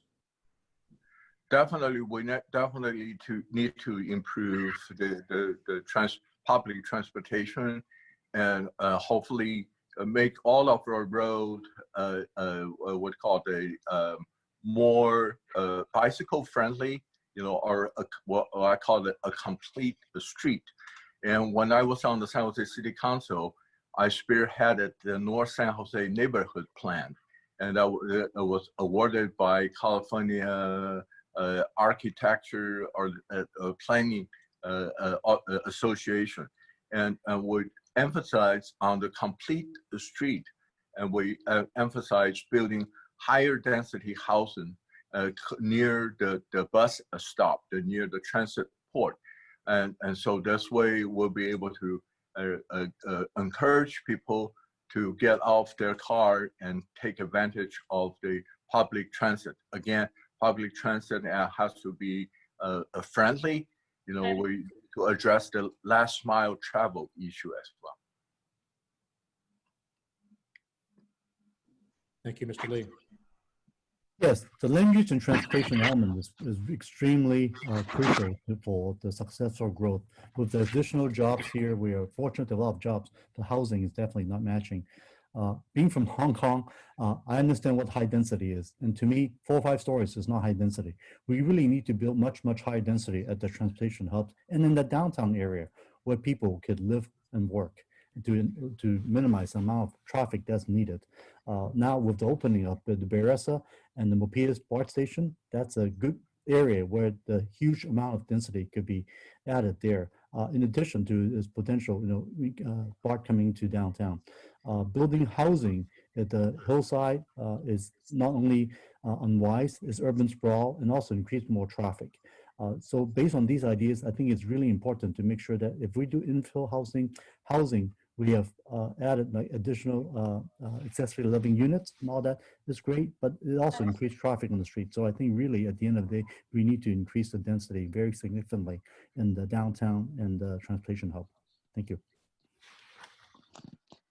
Thank you. Mr. Lee, SPUR, the Silicon Valley Leadership Group, and the Bay Area Council recently led Faster Bay Area to consider a transformative regional revenue measure that would build a seamlessly integrated world-class transit system to improve service, increase ridership, and provide a fast, convenient, and attractive alternative to car commutes. What are your thoughts about this proposal? Yes, I think this proposal is absolutely needed, and I would say I wish this has come 25 years ago, because obviously our area has grown so much faster than people have ever expected. We have a very successful, vibrant community called Silicon Valley, from the Valley of Hearts to Light, but our transportation element has not really matched this need of the number of people that we need to move around on a day-to-day basis. That's why we have such bad pollution issues.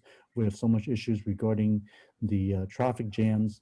And I think it is really something that needs to be implemented very, very quickly. It would take a lot of hard work to get all buy-ins. Obviously, change is never easy. But at the end of the day, until we can get our transportation piece worked out, we cannot make this a great place to live. And therefore, I'm very supportive. SVLG and the Bay Area Council, this has been phenomenal on the leadership of making our place great. And so I strongly support this project. Thank you. Thank you. Mr. Chu. That's off to the 2 organizations.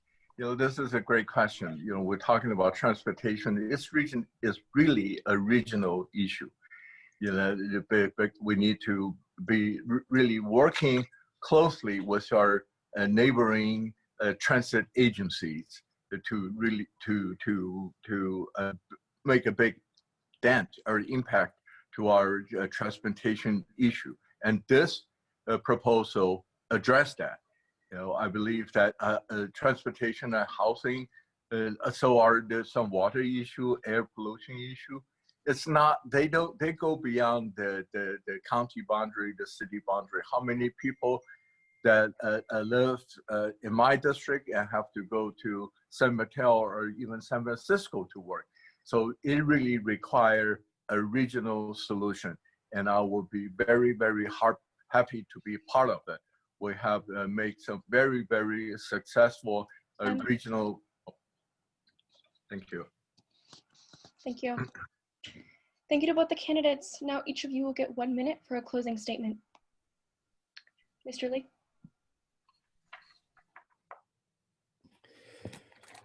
Thank you again for Spotlight for hosting this important conference here. I'm very honored to say that I'm the unity candidate in this race, being able to be supported by both the SVO and also many labor unions.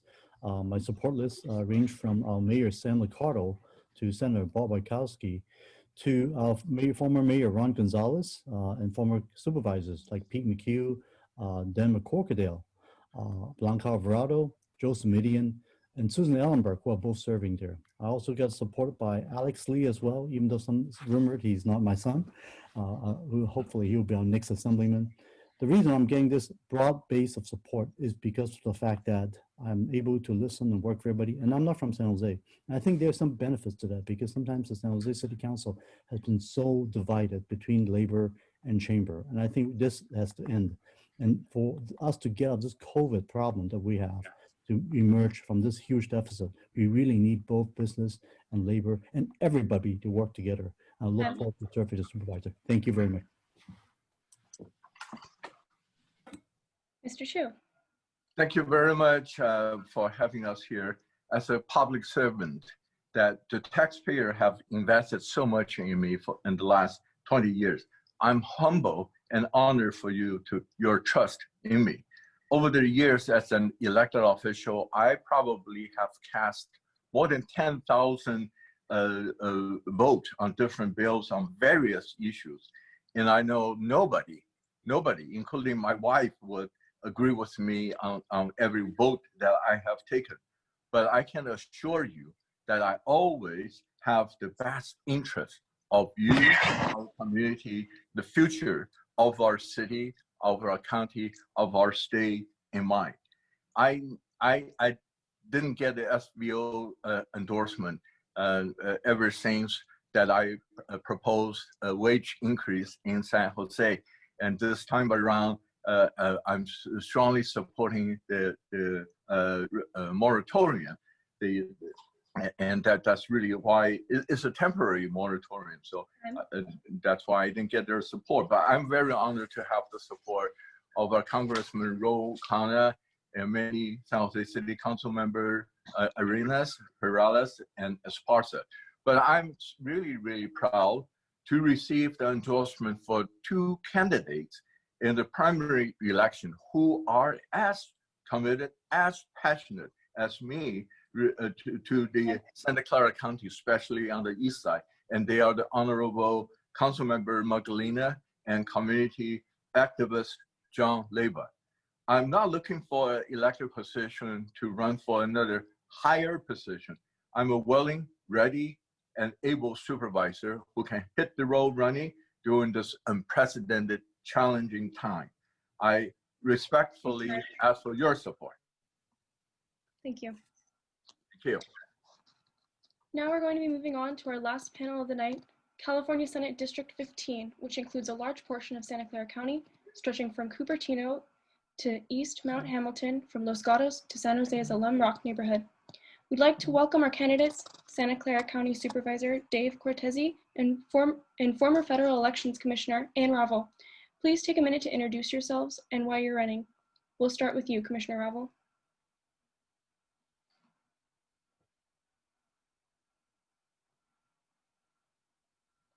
Commissioner Ravel, are you with us? Nope.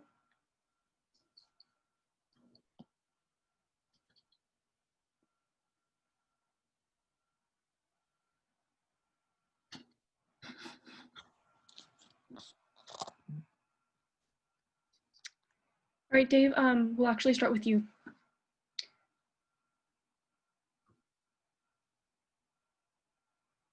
Are you ready? Yes.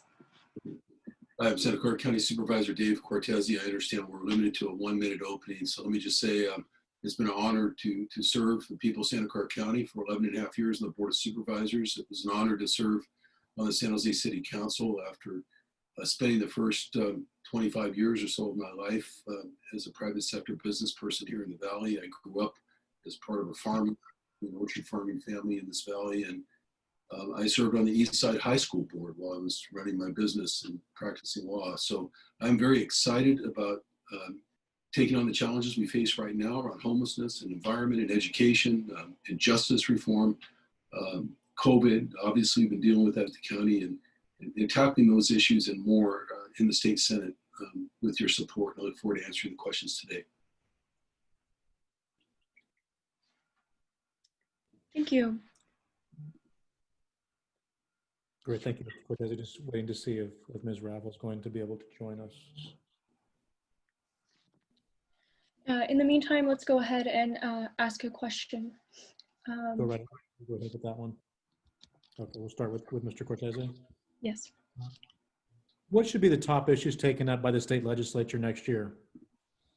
Well, top of the list, of course, is going to be the pandemic. We just have heard from the CDC and others that there may not be a vaccine till the middle of next year. The budget deficit is growing.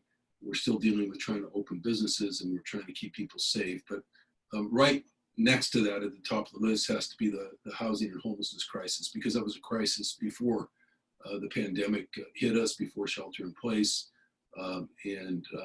I believe that we're in the middle of a climate crisis right now as well that requires emergency action. I'm glad to see that the pandemic has one silver lining, and that's forced us into some better climate practices like telecommuting. But we're really going to have to get a better handle on how we're addressing that crisis, because frankly, California right now is leading not only the country, but I think the globe in terms of trying to address the climate crisis. Justice reform, education, restructuring, opening up the ed code. Those are all things that I think are going to be high on the list. And if they're on other people's lists, they'll be high on my list.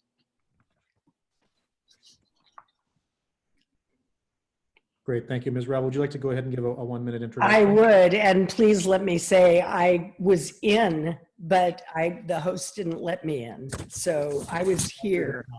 I just want you to know that. So let me say, my career has been fighting to protect consumers, workers, and the rights of women and minorities. During the Great Recession, when Wall Street banks defrauded people out of their homes, President Obama asked me to take a top role at the Department of Justice to hold all corporations accountable, and I did.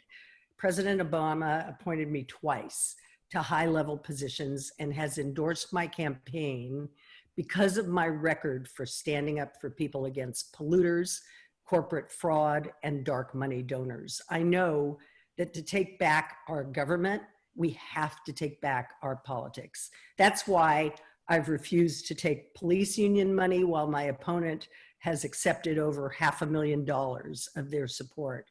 The Mercury News has called him beholden to special interests and endorsed me instead for my proven record of integrity and fearlessness in speaking truth to power, which is exactly what I would do in Sacramento for this community. Okay, thank you, Ms. Ravel. Thank you. Follow-up question. What should be the top issues taken up by the state legislature next year? Obviously, because of COVID, we have to deal with healthcare, would make it more accessible and open to everybody. I have a lot of plans about how to do that, both through the ACA and other programs. And I've gone against pharmaceutical companies, so I know how to restructure it so there is less expense. I also understand completely that homelessness, housing, and also jobs, people are going to lose their jobs. And so we need, and they already have, and the deep economic disparity that we have here in one of the richest areas of the country is absolutely horrendous. And when people say, oh, COVID laid it bare, no, it didn't lay it bare. We knew it was there before and didn't do anything about it. And that's a high priority for me, is to deal with that problem of economic disparity and get people back to work and help small businesses survive, as well as help landlords survive and give rent vouchers to individuals so that people aren't out on the streets. Do I have more time? There's lots of stories, lots of things that we have to fix.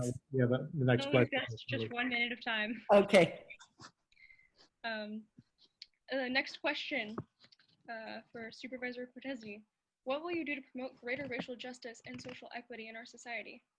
No, I'm glad that question came up now because my opponent is throwing facts and figures around that are completely ridiculously false, that I've taken $500,000 in police union support.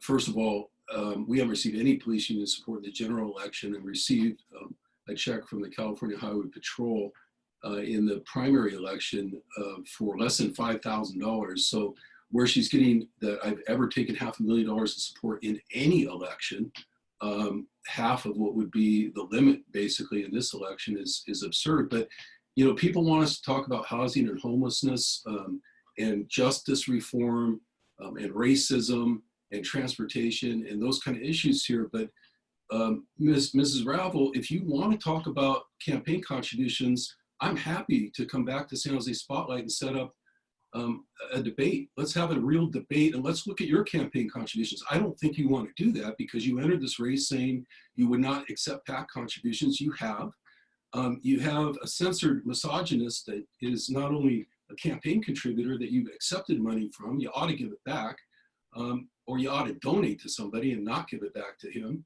And you've got him proudly displayed as a campaign supporter, as an endorser on your website. Yet you just opened up by saying you stand up for women. And then you were the face of the campaign that essentially hung out Chanel Miller out to dry when she was looking for justice in the Brock Turner case. And look at the contributions that you're receiving from all of those folks, some of whom made seriously misogynist statements regarding that poor young lady and the fact that she was victimized. So if you want to continue that debate, let's set up an hour or 2 hours and let's walk through all the contributions that you said you wouldn't take and let's see what those are. What was your question? Obviously, he didn't bother answering it, but I will. Commissioner Ravel, I will repeat the question. Thank you. What will you do to promote greater racial justice and social equity in our society? Yes. 1 minute. Thank you. Clearly, racial justice and social equity, especially in this valley, but throughout the state and the country, is extremely important to do. And we've seen it, and it's something that we need to address, both in housing and in ways of getting people of color to be throughout the communities, not just in poorer neighborhoods. We have to make efforts, and I've looked at and talked to people in Austin, and I know what they're doing to encourage greater diversity in housing throughout the community. So that is number one. But I also feel that it is extremely, extremely important initially for us to address the problem of police. And despite what my opponent said, he took that much money throughout his career at the city, and he's always pushed for police. I personally think that we need to have laws of transparency, and we were at a forum and he disagreed with transparency. And I think we need an outside group to be looking at the crimes and other issues affecting the police officers and make those decisions. Okay, thank you. For the next question, we'll go first to Ms. Ravel and then Mr. Cortese after her. How can the state best help small businesses recover from the impacts of COVID-19?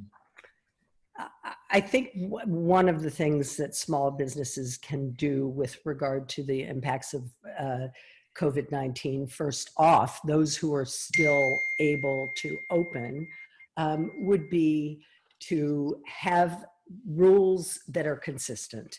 When we first went through COVID, it is true that it was a health emergency. People weren't aware of exactly what to do, but the county, for example, made distinctions between small nurseries, but they allowed Home Depot to have nurseries where people were there. And so small nurseries went out of business. A lot of small companies have gone out of business.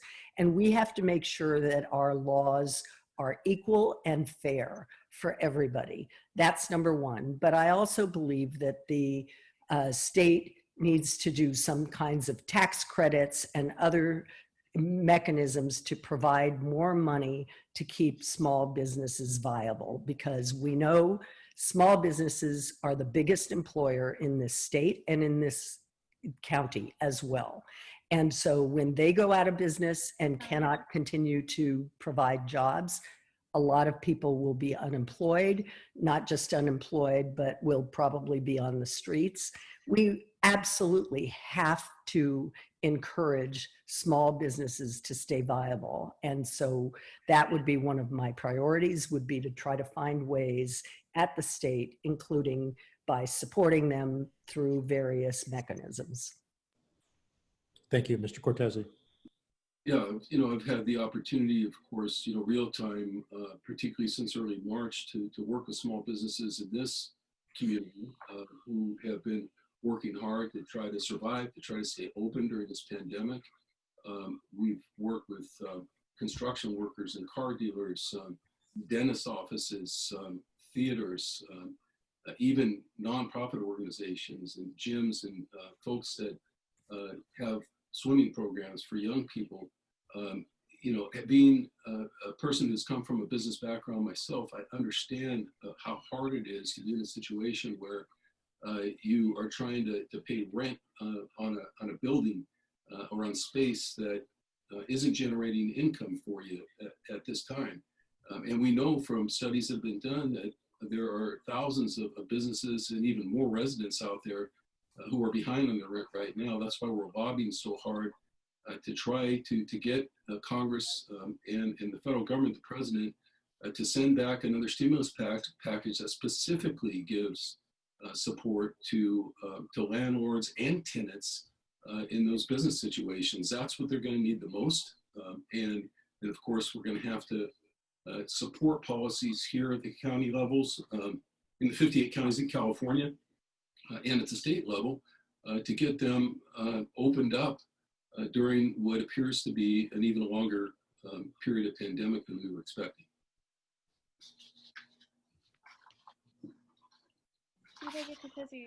By 2040, there will be more people aged 60 plus than there are children, for the first time in the history of the world. What steps will you take to ensure all Californians have the opportunity to prosper in communities, achieve lifelong health, and economic stability? Well, first and foremost, we have to make sure that people have a retirement security. We have to continue to protect our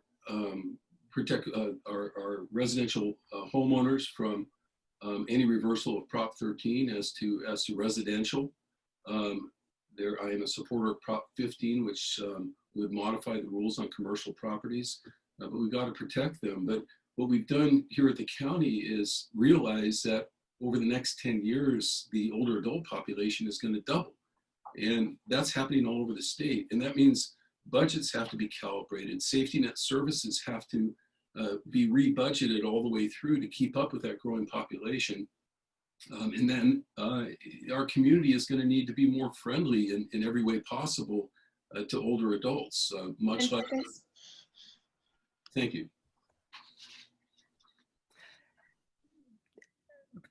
Am I ready? Yeah, I'm having a hard time understanding the format. And Yeah, unless you say time or ready to go, I don't know if I'm supposed to start immediately so thank you. So look, we know that the number of seniors is going to be huge, and this state isn't prepared for it now.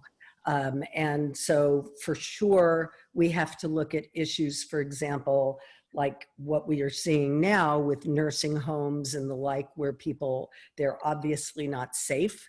They're obviously not places where the COVID in particular, but it could be anything, goes from one place to another. So we have to spend a lot of time dealing with those issues in where the seniors will live. And I know a lot of seniors who actually want to remain in their homes. And for that reason, we do have to increase affordable health care for everybody. We have to deal with the issues that I've talked about pharmaceuticals, to make sure that all of that is available to people, as well as mental health care. And we also need to, okay, sorry. Okay, thank you. Next question will first go to Ms. Ravel and then to Mr. Cortese. Most bills to increase housing production failed in the state legislature this year, including a bill to authorize duplexes in single-family residential zones. What policies do you support at the state level to increase housing affordability and availability? Thank you. Yes, I would have supported that bill. I believe that it's like ADUs. It would be reasonable in certain areas, depending on the size of the lot, to have duplexes. And so I think that's really important. I also support housing near transit of either moderate or size or lower, and increased density, though, right near transit. What I would support, though, strongly, because there's a lot of other issues relating to housing and production of housing, I think that public entities should be giving their land so that they can use that land for housing, particularly affordable housing. And I also believe that the state needs to invest in modular housing and working with companies to provide more modular housing, because that will speed up construction and the costs are so much lower. And there's a lot of ways that you could provide a lot of housing through that. Thank you, Mr. Cortese. Yeah, for one, I've been a supporter of SB 50. We asked for amendments to that bill as it went along, and Board of Supervisors endorsed my recommendation that we support it with amendments, and Senator Wiener ultimately added those amendments, and I think he just needs a little bit more support in the state Senate to get that bill approved. You know, it recognizes local general plans and local zoning, but at the same time, streamlines the process for getting housing built. And I'm the only candidate left in the race that supports that bill. That goes all the way back to the first spotlight forum that we did in the primary. And when I get to the state Senate, I want to help make sure that that bill and others that streamline the process move forward. We need a statewide housing finance agency. There's no question about it. Senator Bill tried to get that done twice now. And that needs to be done right after the first of the year. That bill has to be reintroduced. There's no way to get housing built without having tax incentives and financing available. Supervisor Cortese, housing our homeless population continues to be a major issue for the governor and state legislature. How can we best solve homelessness? What steps do you support to get people housed? Well, ultimately the answer is permanent supportive housing, like we've done here in this county. And thank you to Silicon Valley at Home and other groups here who rallied behind Measure A in 2016 and got that passed by a 2/3 margin. It provided $700 million of matching money that has now been leveraged at 3, almost 4 to 1 to get a multitude of projects developed for the homeless for extremely low income with wraparound services. But the thing that is exciting about this governor is he opened up his tenure by saying that he wanted to create a bucket of money for short-term transitional housing, for shelter, to complement the efforts on the long-term housing side.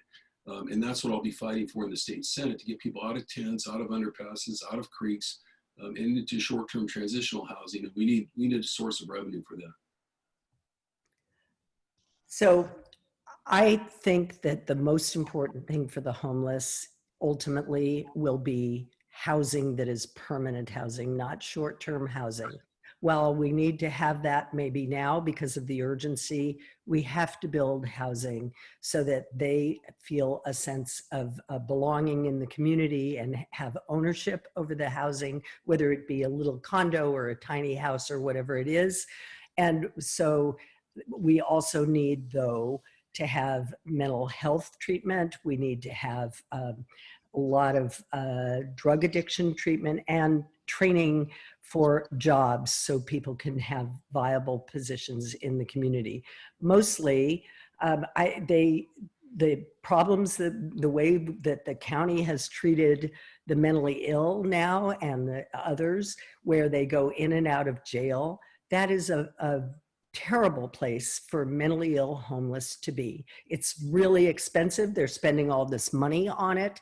And actually, that's where people get killed in our jails. And in fact, under Cortese's leadership. Okay, next question will first be to Ms. Ravel and then to Mr. Cortese. Several police reform bills to expand citizens' oversight, access to records and remedies, and to stop the use of tear gas and rubber bullets died at the end of the legislative session a few weeks ago. What is your perspective on this, and what police reforms do you support? I support making sure that police are certified so that there's an analysis of those who have previous crimes, that they will not be hired in other agencies. And that is not done. I believe in actual transparency of police records and police files, even though we're concerned and others have said, oh, it's personnel records. Well, these people are having an impact on our community, and we need to make sure that things are transparent. And I also believe strongly that we have to have independent review. We cannot have internal review and decisions about just what police officers have done in our community and whether they should be charged with crimes. It should be an independent group that actually has the power to make changes. And that's, I think, basic. And so some of those bills in the legislature are bills that I would be very interested in reviving. Thank you, Mr. Cortese. That was disappointing that that more bills did not move forward this year in housing and in justice reform. I think those are two of the biggest disappointments.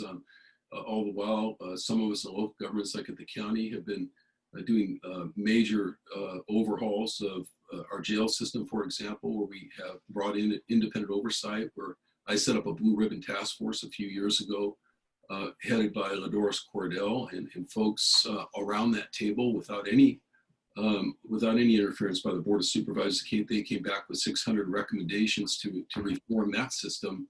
I support, I don't believe rubber bullets should be used in interactions with civil protesters like we saw right here in San Jose. It was disturbing to see that. It's disturbing to see the results of it.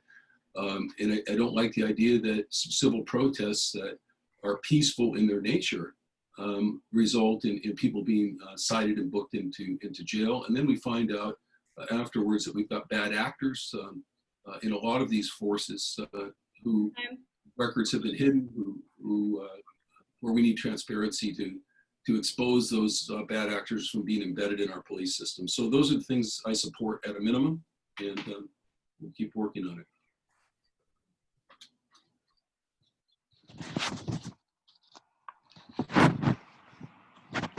Again, a question for Supervisor Cortese. What investments do we need to make and policies do we need to adopt as a state to improve distance learning as our students and teachers adjust to the new normal?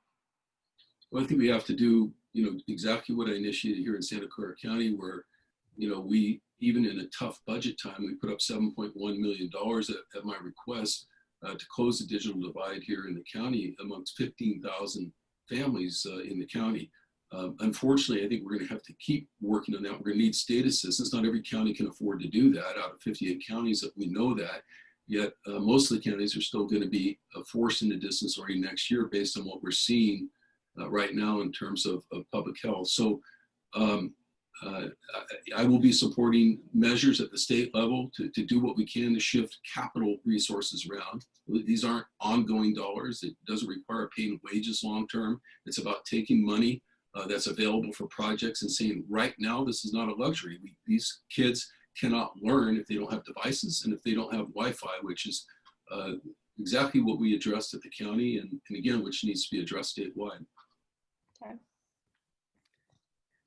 So I am a strong proponent and have actually talked to the governor's office about the issues relating to broadband throughout the state, not just in this county, but throughout the state.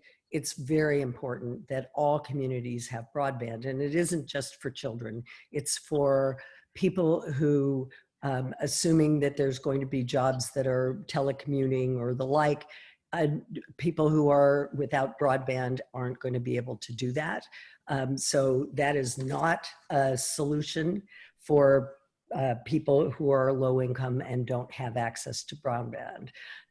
Definitely schools started off not by being very thoughtful about how to provide education to people, to children who were home and doing it long distance. Fortunately, I think that the issues have been ameliorated some, but I think we need to spend a lot of time training teachers to make sure that they can teach students remotely. Great, thank you. Next question, first to Ms. Ravel and then to Mr. Cortese. How can we ensure race and socioeconomic equity and equal access to opportunities for students of color at all levels of our education system? Well, we definitely need to be spending more money in schools to, and there it was, Governor Brown had a program to provide money to schools for children who were English language learners, children from minority communities, and unfortunately, nobody oversaw what the schools were doing, and they were spending and diverting that money to other causes and other things, and not spending it on the children. In my opinion, this is about the children, and we really need to make sure, and there needs to be oversight to make sure that all that money's being used. In terms of what we can do to assure equity for admissions to universities and colleges, I strongly support Prop 16. I know there's been issues and people have spread things to the opposite, but that is absolutely not true. I myself was a recipient of affirmative action, and I think it's important. Thank you, Mr. Cortese. Yeah, this is something I've devoted a lot of my life to, my public service life. You know, starting with my role at the Eastside Union High School District in the 1990s, trying to deal with the problem of our students being, especially students of color, being overrepresented in categories that we don't want to see them in, and we reduced the dropout rate. We started putting mentors on. We started getting having kids by mentoring them and bringing in applied learning and things like robotics. I think ahead of our time, we started sending kids from alternative schools and continuation schools directly to the University of California. This can happen, and they need the resources to be able to go to the University of California. And programs like the Spartan Promise right here in San Jose are important programs so that all children succeed. You can't track kids and say, we want to especially help children of color or children of poverty, because the minute you start doing that, you create a two-track system. What we need to say is all children are going to succeed, and the way we're going to do that is to make sure that we have the resources for them to be mentored properly, to have applied learning available to them, and to move on into careers or college as they see fit.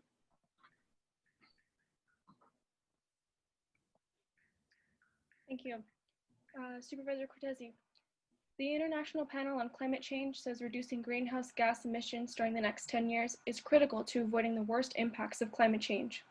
The Bay Area is already feeling many of those impacts in the form of historic droughts, floods, and fires.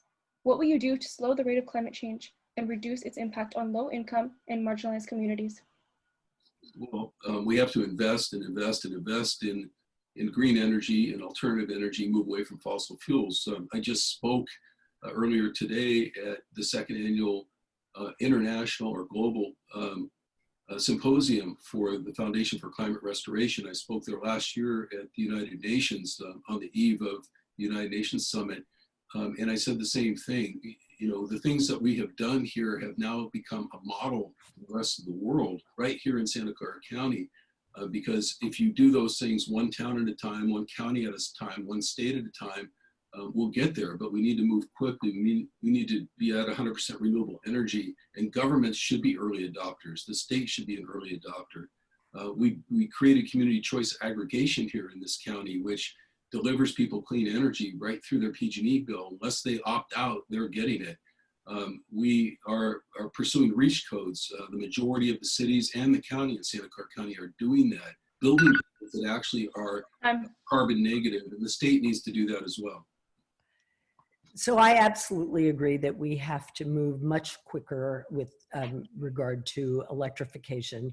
Unfortunately, we still have some vestiges of greenhouse gases that we're utilizing for energy, and we need to move quickly to otherwise. I myself care deeply about issues of environmental justice. I actually brought the biggest environmental justice case in this state relating to lead paint poisoning, and I won. I brought it against paint companies who were purposely poisoning children of color in low-income communities and knew that it caused brain damage but didn't care, and I made them clean it up.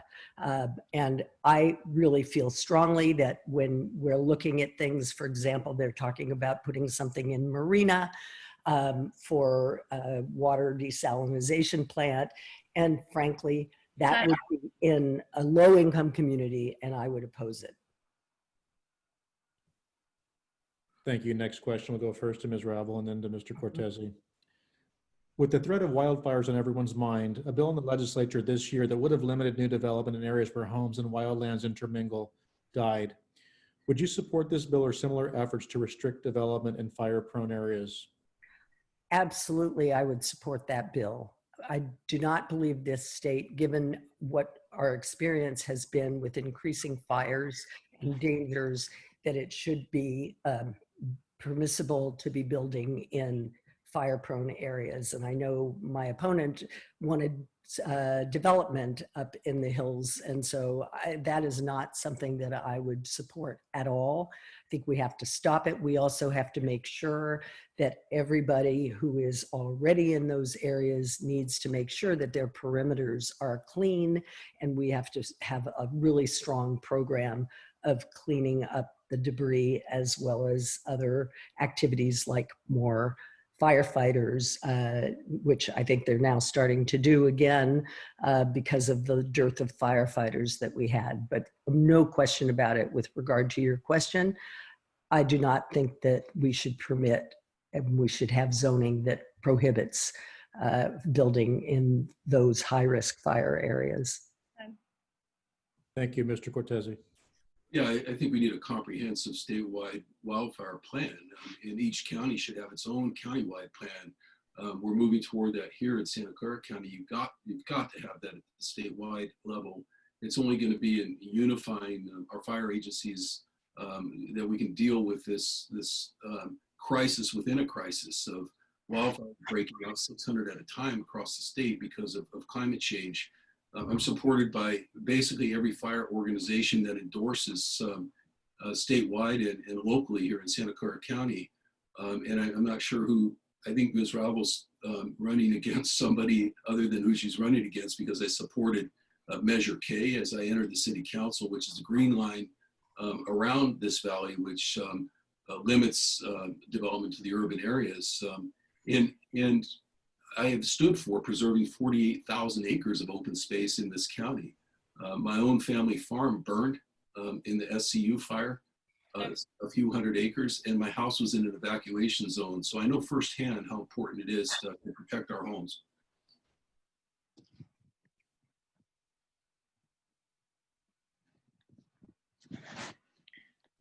Again, this is a question for Supervisor Cortese. What should the state be doing to support and improve our public transit systems and increase riderships? Well, this is going to be another one of the issues of the hour, because our transit agencies are struggling mightily. Caltrain and BART are extremely fare dependent. They were doing great without a lot of other tax revenue, because they have high fares, high ridership, excuse me, that pays the fares, that pays for the system to operate. The rest of the operators in the Bay Area, for example, require state and local subsidy in order to serve the transit dependent and other folks who are just trying to get back and forth, young professionals, older folks who have no other way to go other than public transportation. So over the coming months, I'm on the Regional Blue Ribbon Commission for recovery, for making sure those transit agencies survive. It's going to be a big job in the region. It's going to be a big job at the state level, given the $54 billion deficit. But I guarantee you I'll be standing for making sure that our transit dependent do have public transportation, no matter how bad things get. Time. So our region suffers from demoralizing traffic congestion, pollution, and commute times. And in particular, VTA is the worst transit agency in the entire country. That it's been said, the grand jury investigated it and found that they were sequestering money that had come from a measure and hadn't used it. And the problem is people from the east side, it takes them an hour or more to get downtown. You do not coordinate with Caltrain. It's really difficult. And until we have a better functioning transit agency, we will not be able to have commute times that make sense, where everything is coordinated and we can actually allow people to get to work. And I certainly support the electrification of Caltrain, all the investments in Diridon Station. I did work on the original Measure A and B that made really big changes in this county. And I worked on the traffic initiative to bring BART closer to San Jose early on when I was in the county council's office. Okay, thank you. Next question, first from Ms. Ravel and then for Mr. Cortese. Mhm.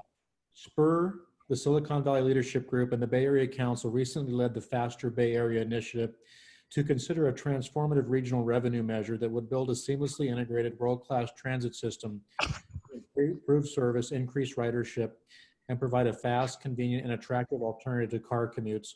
What are your thoughts about this proposal? Yeah, I have read the proposal and I think that the ideas, and I congratulate Spur. They are some of the most forward-thinking group in the entire area. And I think that what they are proposing makes a lot of sense, and it would be a really good thing for our community, because we are essentially the entire Bay Area. We are one community, particularly when it comes to transit and to the problems with transit. So I am favorable towards what they are proposing. Thank you, Mr. Cortese. Yeah, I publicly supported Faster, and there was a big effort to try to get Faster on the ballot for November. I really, was grateful to Carl Guardino and people, business folks from around the Bay Area who tried to move that forward. County boards in the region were going to have to each put the item on the ballot. It required a lot of coordination. And with COVID and some of the other things happening, unfortunately, that ballot measure got pulled back for this November. But I'll tell you why it's important, because we're competing for federal dollars and state dollars with Southern California, and Southern California has a mega measure. Southern California has billions of dollars because they passed a measure.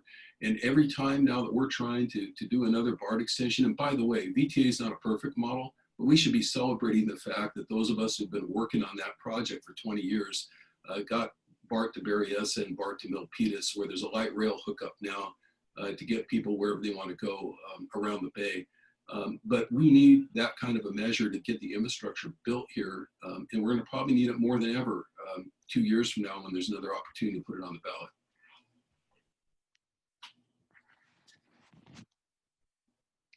Another question for you. Do you support the state's ongoing high-speed rail project? Are there aspects of it that you would want to modify? I mean, this is a great segue to the last question, because the fate of the high-speed rail project, the vision for the high-speed rail project is brilliant. A lot of us fought to make sure that it would come over 152 into San Jose. The alternative was over the Altamont into San Francisco, and it would have skipped San Jose. And it would have been just another event where San Jose and Santa Clara County kind of whiffed on and swung and missed, and we didn't do that. So we have a rail line that's projected to come into San Jose, but the state doesn't have the money to finish the project. The federal government has, of course, starved out that project. It's being built, of course, in the Central Valley. But exactly what I was talking about a minute ago, you got Southern California with a mega measure, and we don't. And they have the opportunity now to say, bring that line this way before you go to the Bay Area. Bring it to LA next. That should be the next segment. And I'll tell you, when we're competing with places like in China and Taiwan and other places in Asia around the world, where they can get their kids to any science park they want and any educational facility within an hour and a half or 2 hours on a high-speed rail, and we don't, it's a competitive disadvantage for us. So over time, we're gonna have to find the money, and we're gonna have to find a way to do it. You know, I think people are critical of how high-speed rail originally developed because there were lots of difficulties in terms of clearing land. I think this solution is really a good one because we know that a lot of people who are in service jobs and other more low-wage jobs come from the Central Valley to here to work. And at the moment, what that's causing is greater transportation gridlock, problems that are environmental in nature because of all the emissions that are being caused by that. And so having high-speed rail where that community is able to come and work in the tech industry or other jobs that they can find here is better than them being homeless, sleeping in their cars, and not being able to be with their families. So I actually support it very strongly. I supported it all along. I think it's what we need for the state of California to have high-speed rail that will connect the North and South.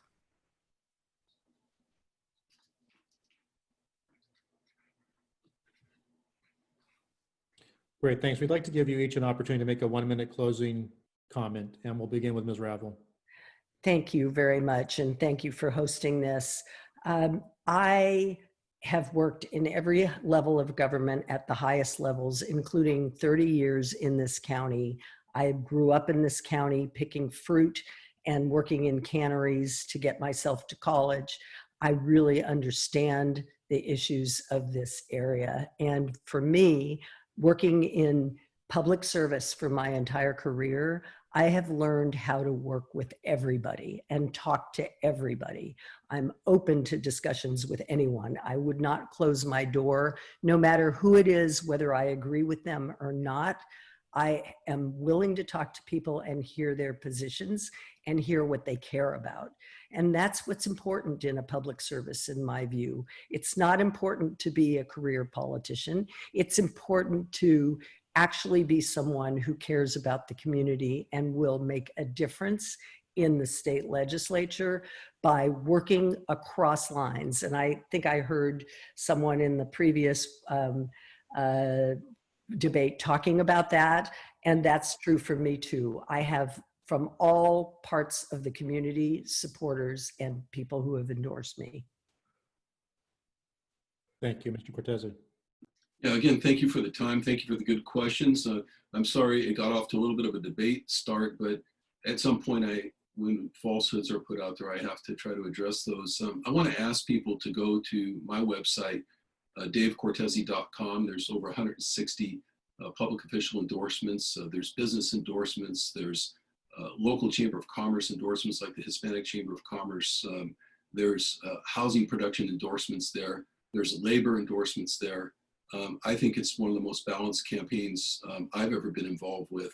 And I am just proud to, as someone, again, who came out of an agricultural and business background, who grew up working side by side with migrant farm workers here in the Valley, to have had the opportunity to serve all of you to this point. And I'm very excited about the opportunity to go to Sacramento and work on these issues that we've been talking about and make a difference in what are going to be some tough and challenging times. And I think my experience at dealing with these issues right here and dealing with our neighborhoods and our schools right here will really pay off in Sacramento. So please visit the website, and I'd be grateful for your support. Thank you.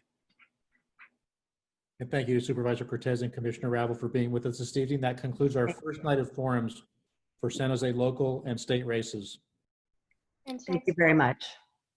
Thank you. Good night. And tonight's forum was recorded. San Jose Spotlight will be publishing a recap story and video soon. If you like programming like this, please consider becoming a San Jose Spotlight sustaining member with a monthly or annual donation on our website at sanjosespotlight.com. Thank you very much to everyone who came out tonight. Thank you for joining us, everyone. And please join us for our second night of candidate forums next Wednesday, September 23rd at 5 p.m. to hear from candidates for Santa Clara City Council and the State Assembly. We hope you have a good evening.